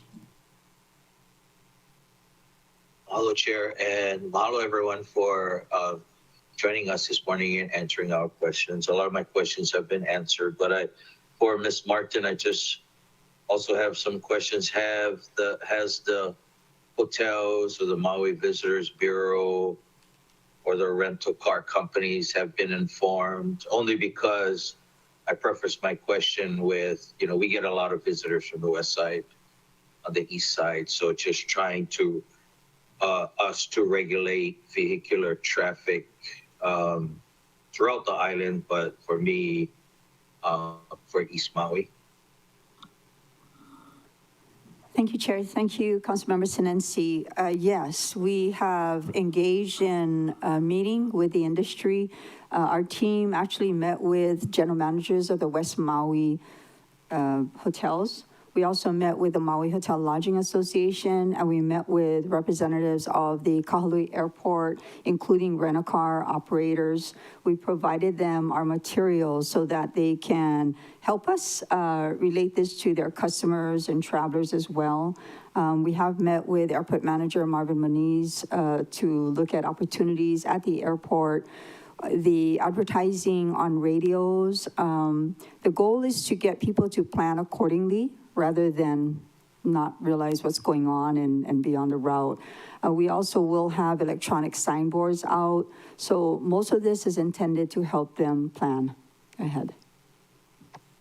Okay, great. Thank you for that. And then my other question for Director Ogawa, where on Veterans Highway will the trucks be crossing? Is it more toward Kahului or the old Pioneer Mill? Director. Thank you, Chair. Thank you, Member Sinensi. Again, I may not be the appropriate person, but to my knowledge, and others can correct me if I'm wrong, it'll be near the Maui Base Yard on that Maui Veterans Highway at an existing traffic signal. There is a traffic signal. Okay. All right. Thank you for that clarification. Thank you, Chair. Thank you. So for second round of questions, pardon?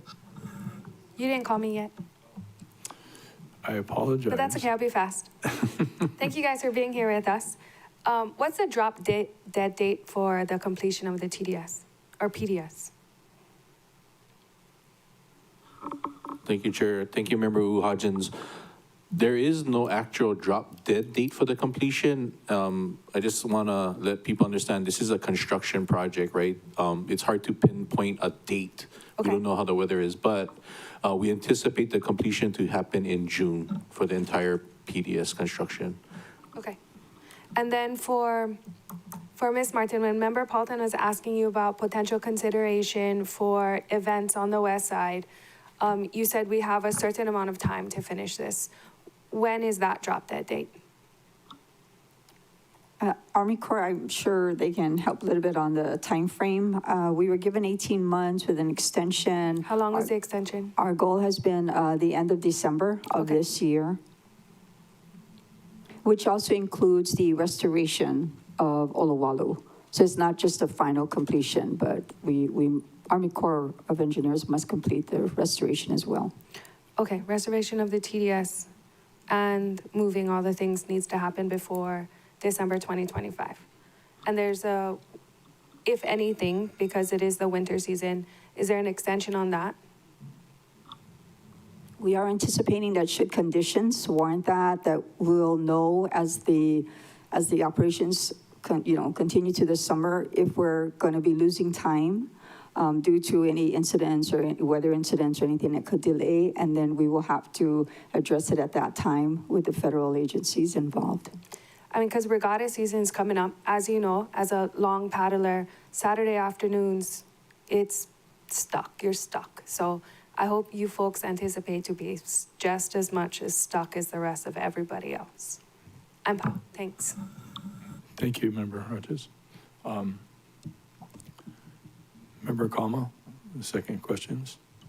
I have no questions, Chair. Thank you. Member Sugimura. I think my questions have been answered, but I want to express our gratitude from the community. And I look forward to talking to Director as I get more questions from the community. So thank you for opening that door. Thank you. Member Johnson.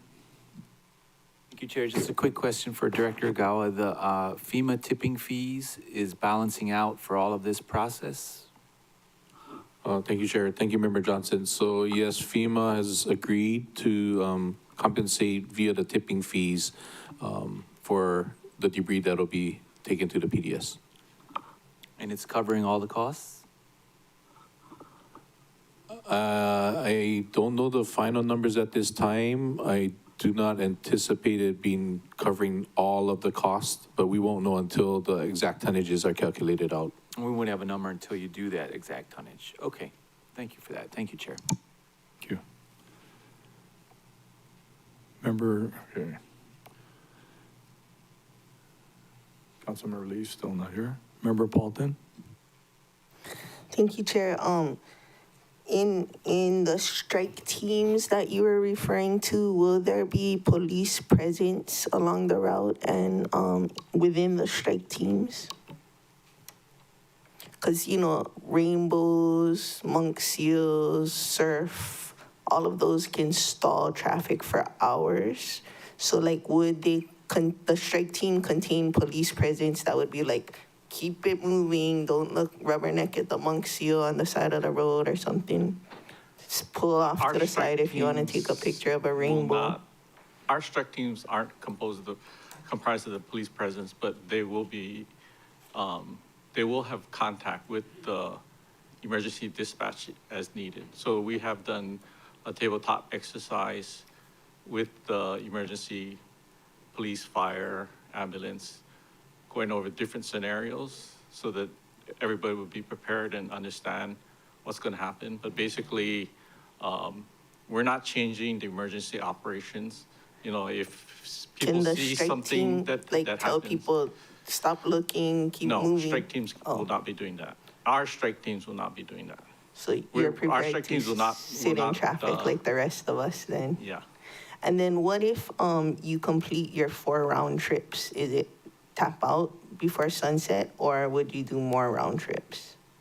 If they could do more round trips, then it's possible, but we're not anticipating that there's enough time for them to do more than 4 round trips based on our calculations. And then, what is the method of communication as this goes on? Because, like you said, maybe the first week or the first month, you'll see how long it takes, whether traffic is flowing smoothly, or what if there's plenty rainbows one day and it's like you only get 2 round trips in. Like, will there be communication, like on a good day, estimate 2 hours to get from here to there? On a bad day, it can be 4 hours. Or will there be communication to the general public?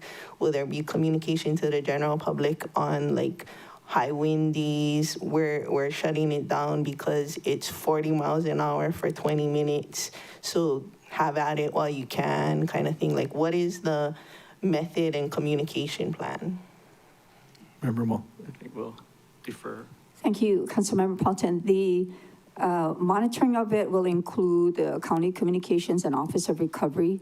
So MauiRecovers.org has a upfront spot where information on the operations will be kept. We've been in a lot of discussions about how do we do it. Is it a daily? Is it weekly? Is it at what threshold do we start telling everyone? But like, will it be on the radio and social media? Because I frequently need to point people to the website because, I don't know, that's more of a 90s thing maybe. But like, you know, not everyone will type in the website and then go to it for information. Like, it's more passive. Is there like an aggressive mode, like radio? I mean, especially if you're sitting in your car, radio updates are helpful, or social media. we are in contact with every radio station. So I think we'll have the discussion with the on-air live DJs because that's more manageable than a pre-planned thing.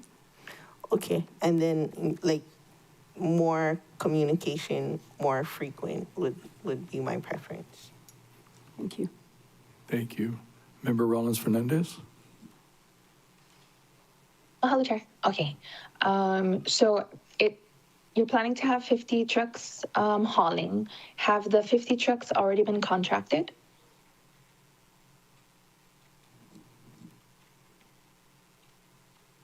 Sorry if you already answered that question earlier at some point. Yes. Oh, they didn't? Okay. Okay. They are, they have been contracted.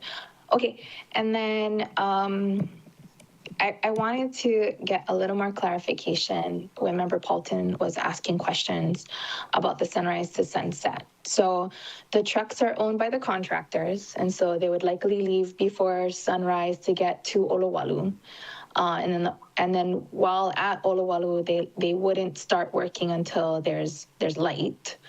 But the truck would likely not leave until like well after sunrise, right? Yes, the trucks will need to get the trucks will get lined first, and then they'll get loaded up, and then the material will get wetted, slightly wetted down, and then they'll get wrapped, secured.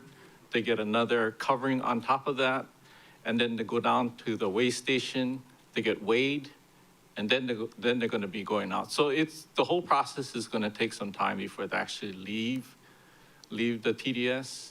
And they're not, they're only going to have, I believe it's 2 operations that's going to be filling the trucks. So it's not like they're going to be filling 50 trucks at one time. There's only so much space up there. Okay, mahalo for that clarification. And then, so for sunset, would the last truck with the haul leave the Olowalu at, if sunset was at 7 p.m., would they leave at 7 p.m. or would they be in central Maui by 7 p.m. dumping They need to the haul? be at the PDS I believe it's by 5:30 because the TDS needs to close out by around 6 o'clock. Oh, great. Okay. That was very clear. I appreciate that. Okay, next, in the Q&A, it says that the trucks that will be hauling debris will be identifiable through a magnetic decal. How large is this magnetic decal going to be, and where will it be positioned on the truck? Right now, we're looking at putting the decals, I believe, on the back of the truck. So in case the truck tips over, there was some discussion about putting it on the doors. But I think that's still being worked out. But I'm pretty sure it's gonna be at least on the back of the truck. So if the truck does tip over, it'll be identifiable. Okay, mahalo. I And haven't then, actually seen the placards oh, I'm yet. sorry, you're So not I don't know finished? if Mahina has seen the placards. We are Did you wanna add looking more at the information? back side of the truck so that those following, because the phone number is also on there for anyone who wants to report anything about the transportation. Also Okay, answer great. the question go quickly. ahead. The placard size is about 12 by 16. There'll be 2 placards, both Army Corps contractor placard as well as Lahaina wildfire debris with the Army Corps hotline, just to clarify. And we can get you a copy of what those look like. And they're also been supplied to EMS, dispatch, MPD, MFD, so they can help facilitate with identification should there be any emergency. That was very clear information. Mahalo. All right. And then I wanted to finish some of the line of questioning that member Kama was asking regarding, it being hurricane season. So what is the procedure when we get a hurricane warning? Like, at what point do you stop operations? Like when it's like X, I don't know. X amount of miles away, or like when it's supposed to hit, or, and I heard the timer. So Chair, if you would allow them to respond to that question. You may respond.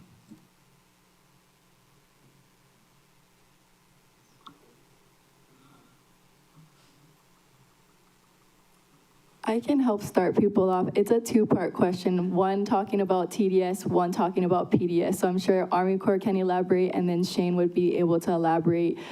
In terms of the sustained winds, which obviously are associated with hurricane season, the requirements are 25-mile-per-hour sustained winds for 15 minutes. That is what the operations is at the TDS, and I believe that was adopted by CML's sustained wind regulations. They're looking at what that would look like operationally. One thing I will add before Army Corps and Shane speaks is that there is an operational group that will be looking at different types of emergencies, weather events, or things that would impact logistics and operations.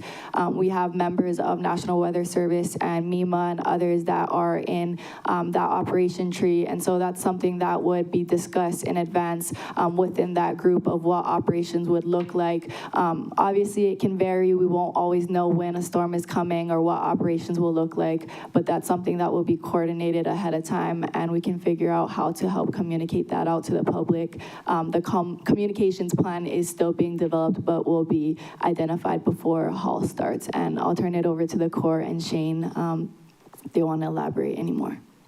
Well, I was just gonna point out that once the PDS is shut down, we will stop operations. So we'll be in contact. Our team will be in contact with the PDS. So once they shut down operations there, we will not be hauling. So from our side at the PDS, let me just start off by, there's, as Sarah mentioned, 2 phases, right? There's the debris transport, which is under Army Corps and their contractors' purview, and then there's the PDS, and we have our own operations contracted there, right? So for the PDS, it will be our contractor's call as when to shut down operations. We don't govern safety issues over the contractor. They have their own safety requirements for their employees. We have our own for our CML employees, but that's a different operation, right? So if our contractor at the PDS says, you know what, a hurricane's approaching, this is our protocol for safety, we're shutting down, then we'll shut down. It's a contractor's call.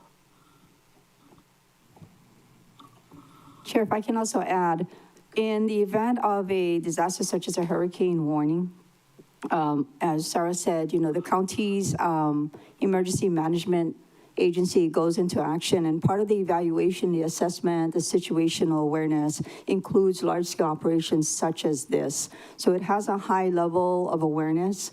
When those warnings go in, you know, our Emergency Operating Center through MEMA activates at different levels, and those levels bring in the discussion of impact within that area. So there will be that heightened awareness. Thank you. Thank you. Okay, mahalo everyone. I will follow up in my round 3 about rain. Okay, mahalo, Chair. Member Sinensi? Chair, my questions were answered. Mahalo. Member Hodges? Thank you, Chair. To follow up on what Member Rollins Fernandez was asking, I assume you guys hired a local contractor to remove the debris and drive the truck, but can you just confirm it with me?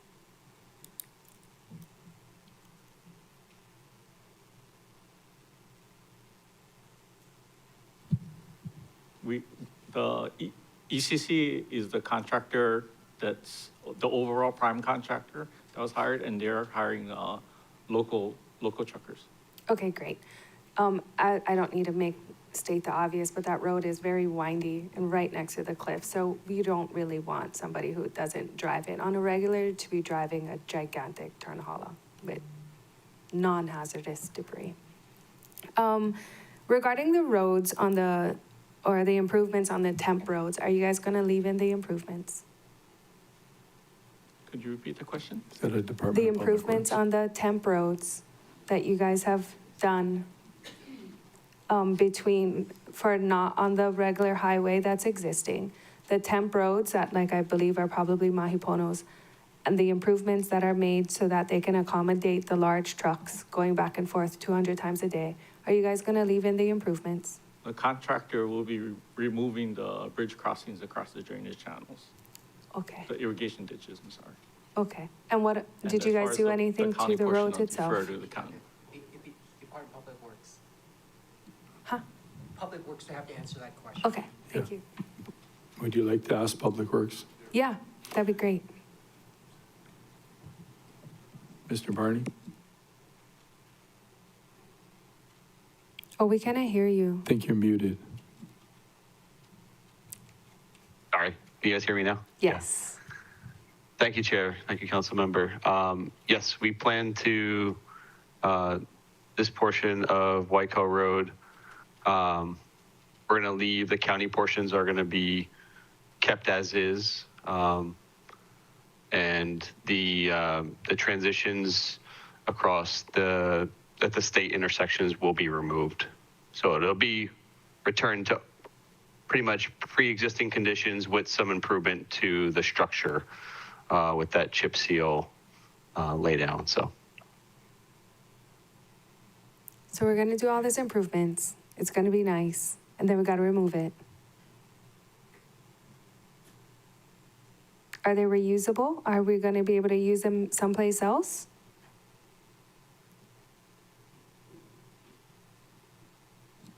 Mr. Barney, did you hear the question? yes, I did. I'm not 100% sure on the negotiations for those bridge crossings were installed by the Army Corps of Engineers.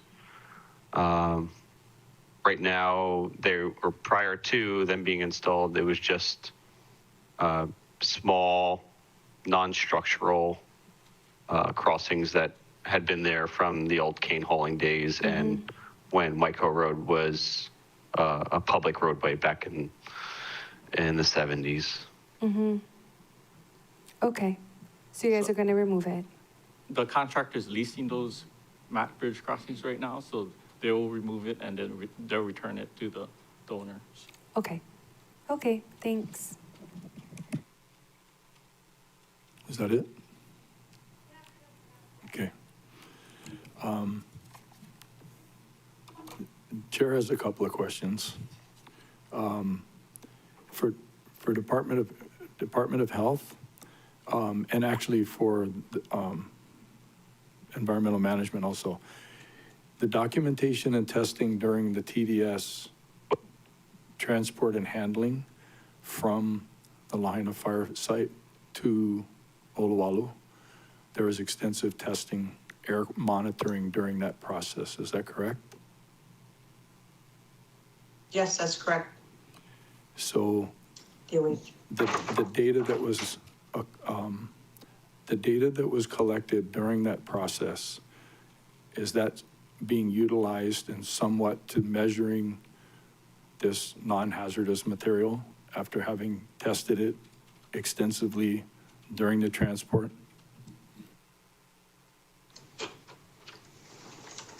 Nancy from DOH again. Yes, correct. Because the results of that, that's how we designed and worked with the county in designing air monitoring programs moving forward. Question for, I don't know if it's Army Corps of Engineer, what's the projected cost of this transport? Order of magnitude.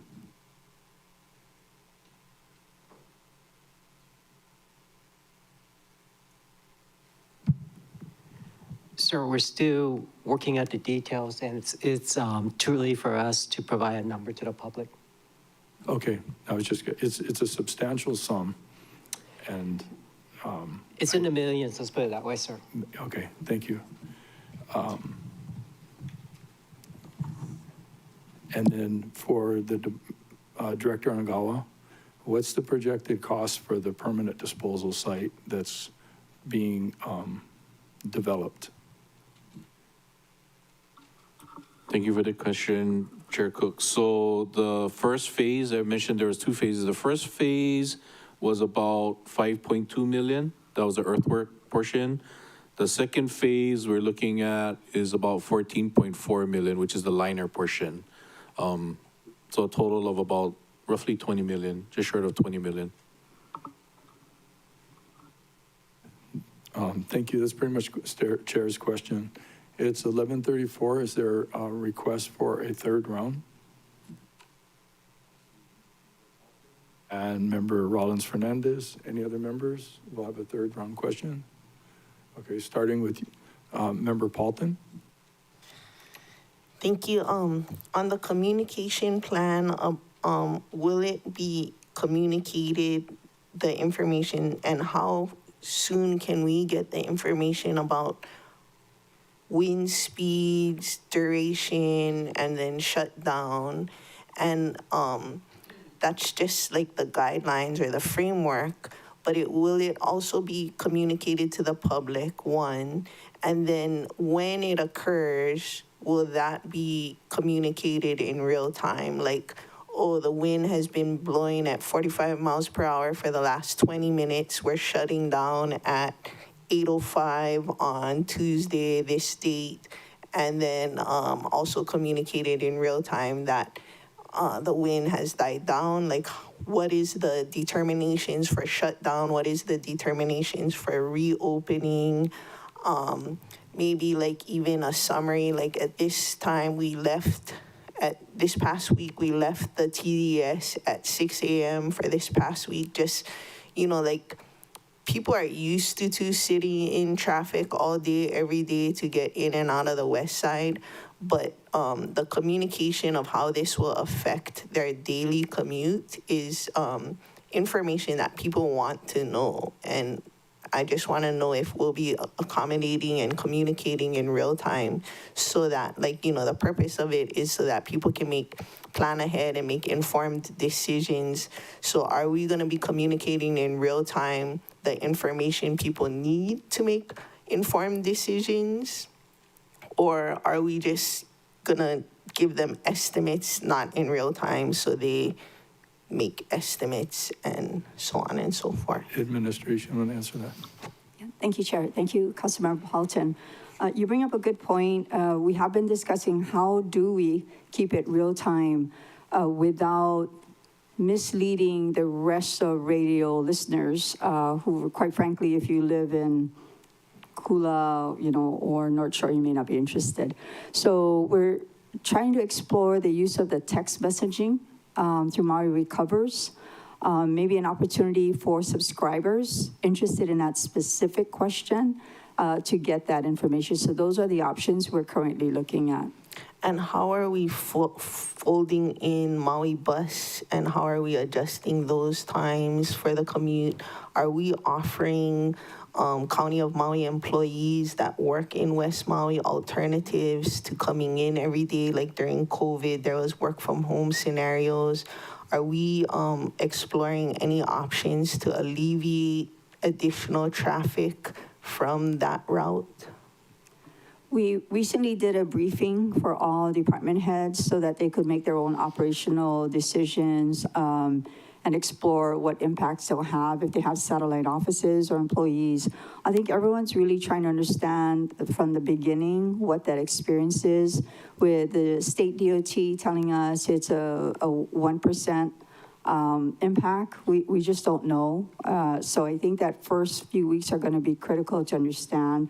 I mean, 1% impact on something that's already bad is still bad. Yeah, correct, right. And until you sit in traffic, you know how bad it is. With regards to Maui Bus, it's the same thing. They themselves are aware. Operationally, to my knowledge, they have not made any corrections or adjustments because we just don't know. There's parts of we all know 4 o'clock-ish time frame in and out of West Maui is terrible, early morning's terrible, and then there are openings through the day periodically.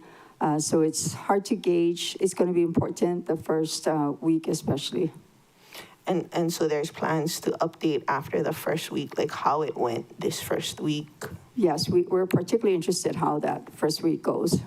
And then will you be taking into consideration like how the various things affect traffic, like rainbows, king tides, especially in the summer, surf, monk seals, whales, and all of those things? Like, okay, this is on an average day. Okay, this is when we had high tide with a swell. Okay, this is when there were 10 rainbows or whatever. I can't speak to the traffic planning or the transport planning with regards to daily, occasions like that. I mean, obviously, it's hard to predict the ocean side of the distractions and which visitors, which locals, want to get off the road. But king tides are announced way in advance. Correct. So we'll continue to work with their Army Corps of Operations transport plans, but those are really great points to make sure they get looked at. So may I ask, time's up, may I ask that you put the questions in writing to the committee? And because these are detailed, they'll be able to answer them comprehensively. Okay, does Mr. Keone have my back on that? Okay. Okay, Member Rollins Fernandez, you have questions? Yes, just a follow up on the hurricane. So we talked about strong wind. I wanted to follow up on heavy rain. Would the tarp that covers the trucks prevent rain from getting into the bed of the truck, which, could create drainage, going through the debris, and now it's leaking all over the road? So it's going to be wrapped, and then it's also going to be covered. So the wrapping and covering should prevent rain from getting in.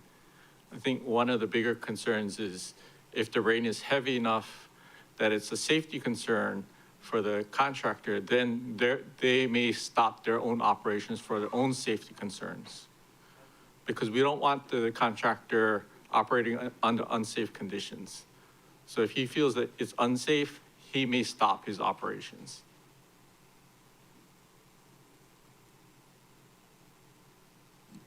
All right, that was everyone. All right, but I understand that it's wrapped in the burrito, but is it watertight wrap? So if, a foot of water, rainwater, collects at the bottom of the bed, it's not soaking the burritos and then,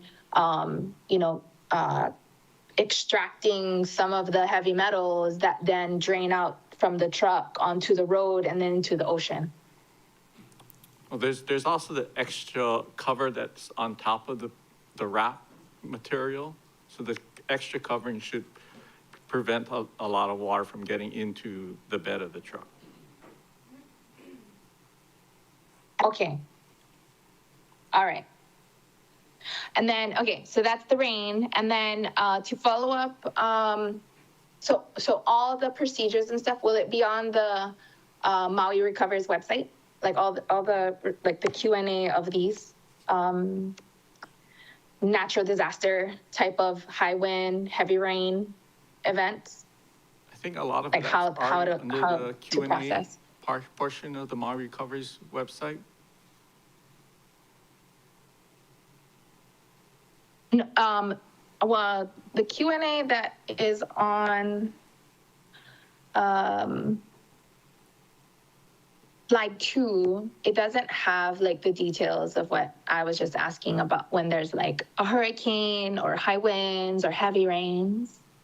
So like, you know, like when there's 50-mile-per-hour winds sustained for 15 minutes or, you know, whatever those protocols are. Like, will that be available on the website so that the public can have that information? Mahina?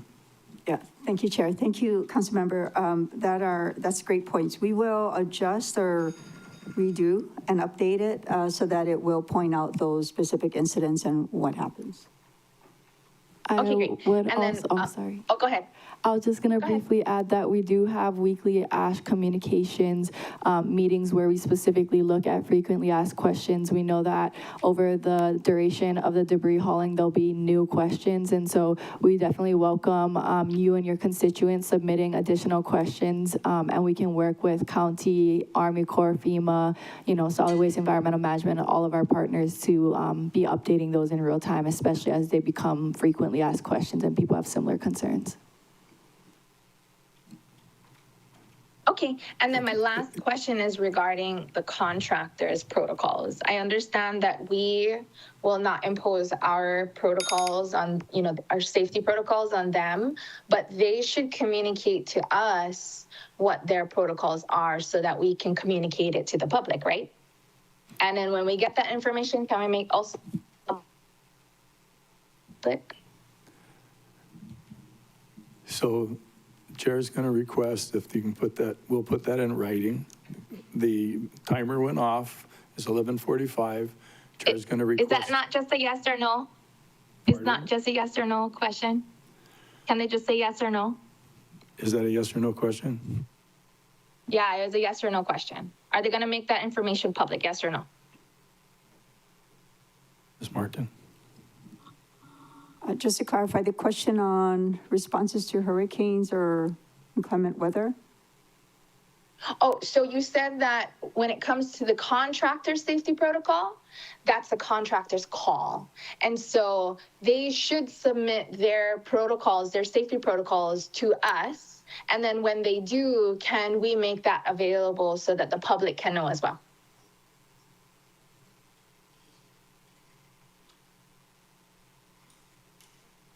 Yes, we can make that available if that's requested. On the website. Thank you. I'm requesting it. Thank you. Okay. Thank you, members. Thank you all. Chair's going to have a 5-minute or 4-minute recess, and then we'll reconvene. Why?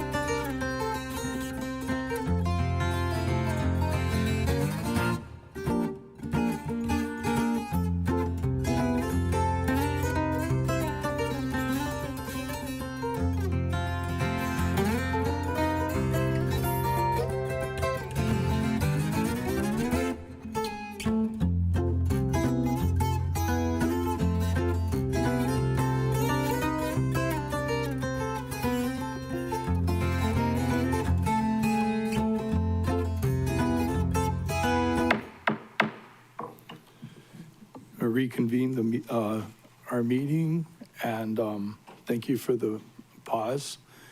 The reason I called for a recess was I wanted to give the administration the opportunity for closing comments, and also for from Sarah from Environmental. Okay, Mahina. Thank you, Chair, and thank you, members, for today's opportunity. This is a very significant endeavor and a critical step in the complexity of the Lahaina recovery. And we are certainly, I want to reassure you, we'll be working with all of our partners on monitoring from day one what that looks like and what we can expect, and understanding all of the concerns of yourselves and your constituents and the general community, including West Maui, what those things are that we should be aware of and acknowledge. So we'll be carefully keeping an eye on it, anticipating those concerns that have been brought up. Our team will be huddling together. We'll be reviewing all of these things and what more can be done, and is that the best that we can do given what we know and what we expect. It is untested, so we will look forward to a chance that we can provide all of you with updates on how it's going, and certainly put into play the things that will help alleviate those concerns. Thank you, Chair. Thank you, members. Thank you. Director Ngawa, do you have anything you want to say? Thank you, Chair. I just want to add that, as Mahina said, this is untested, right? This is all new to us. The disaster is new to us. So we appreciate the questions from the public and from this body. We just don't know the answers, right, until we start getting into it, and then we'll have better clarity. It's a learning process. As Sarah mentioned, we meet on this topic weekly, twice a week, in fact. One is a coordination meeting, and one is a comms on the same subject. So we will continue to do that as a team, and if you have any questions and we need to address that, that's when we'll address it, and we can come back to this body. Thank you. Thank you. Sarah? I just want to briefly speak to, I forget which council member mentioned it, but that EPA has been a long-term partner both in all phases of recovery. I just wanted to share that I am based on island, was born in Lahaina, raised on Molokai, Molokai High graduate. I live on Maui with my ohana, so I am a full-time permanent position, although I serve all of the Region 9, which is some of our western states and Pacific. We are here for the long term in recovery. This is one element of what we're involved in. So if anybody has any questions, I'm your EPA on island contact. I think I'm the first ever EPA person who is based on Maui, so proud to say that. And I'm more than happy to share my contact information. Mahalo. Thank you. I want to thank all of you for coming. Members, if there's no objections, the chair would like to defer this item. Members, this concludes today's Water and Infrastructure Committee meeting. Thank everyone for being here and for a great meeting. A big mahalo to the county, state, and federal agencies for their partnership and coordination of this project. The time is now 11:54. This meeting is now adjourned. Good job. Good job, Chair.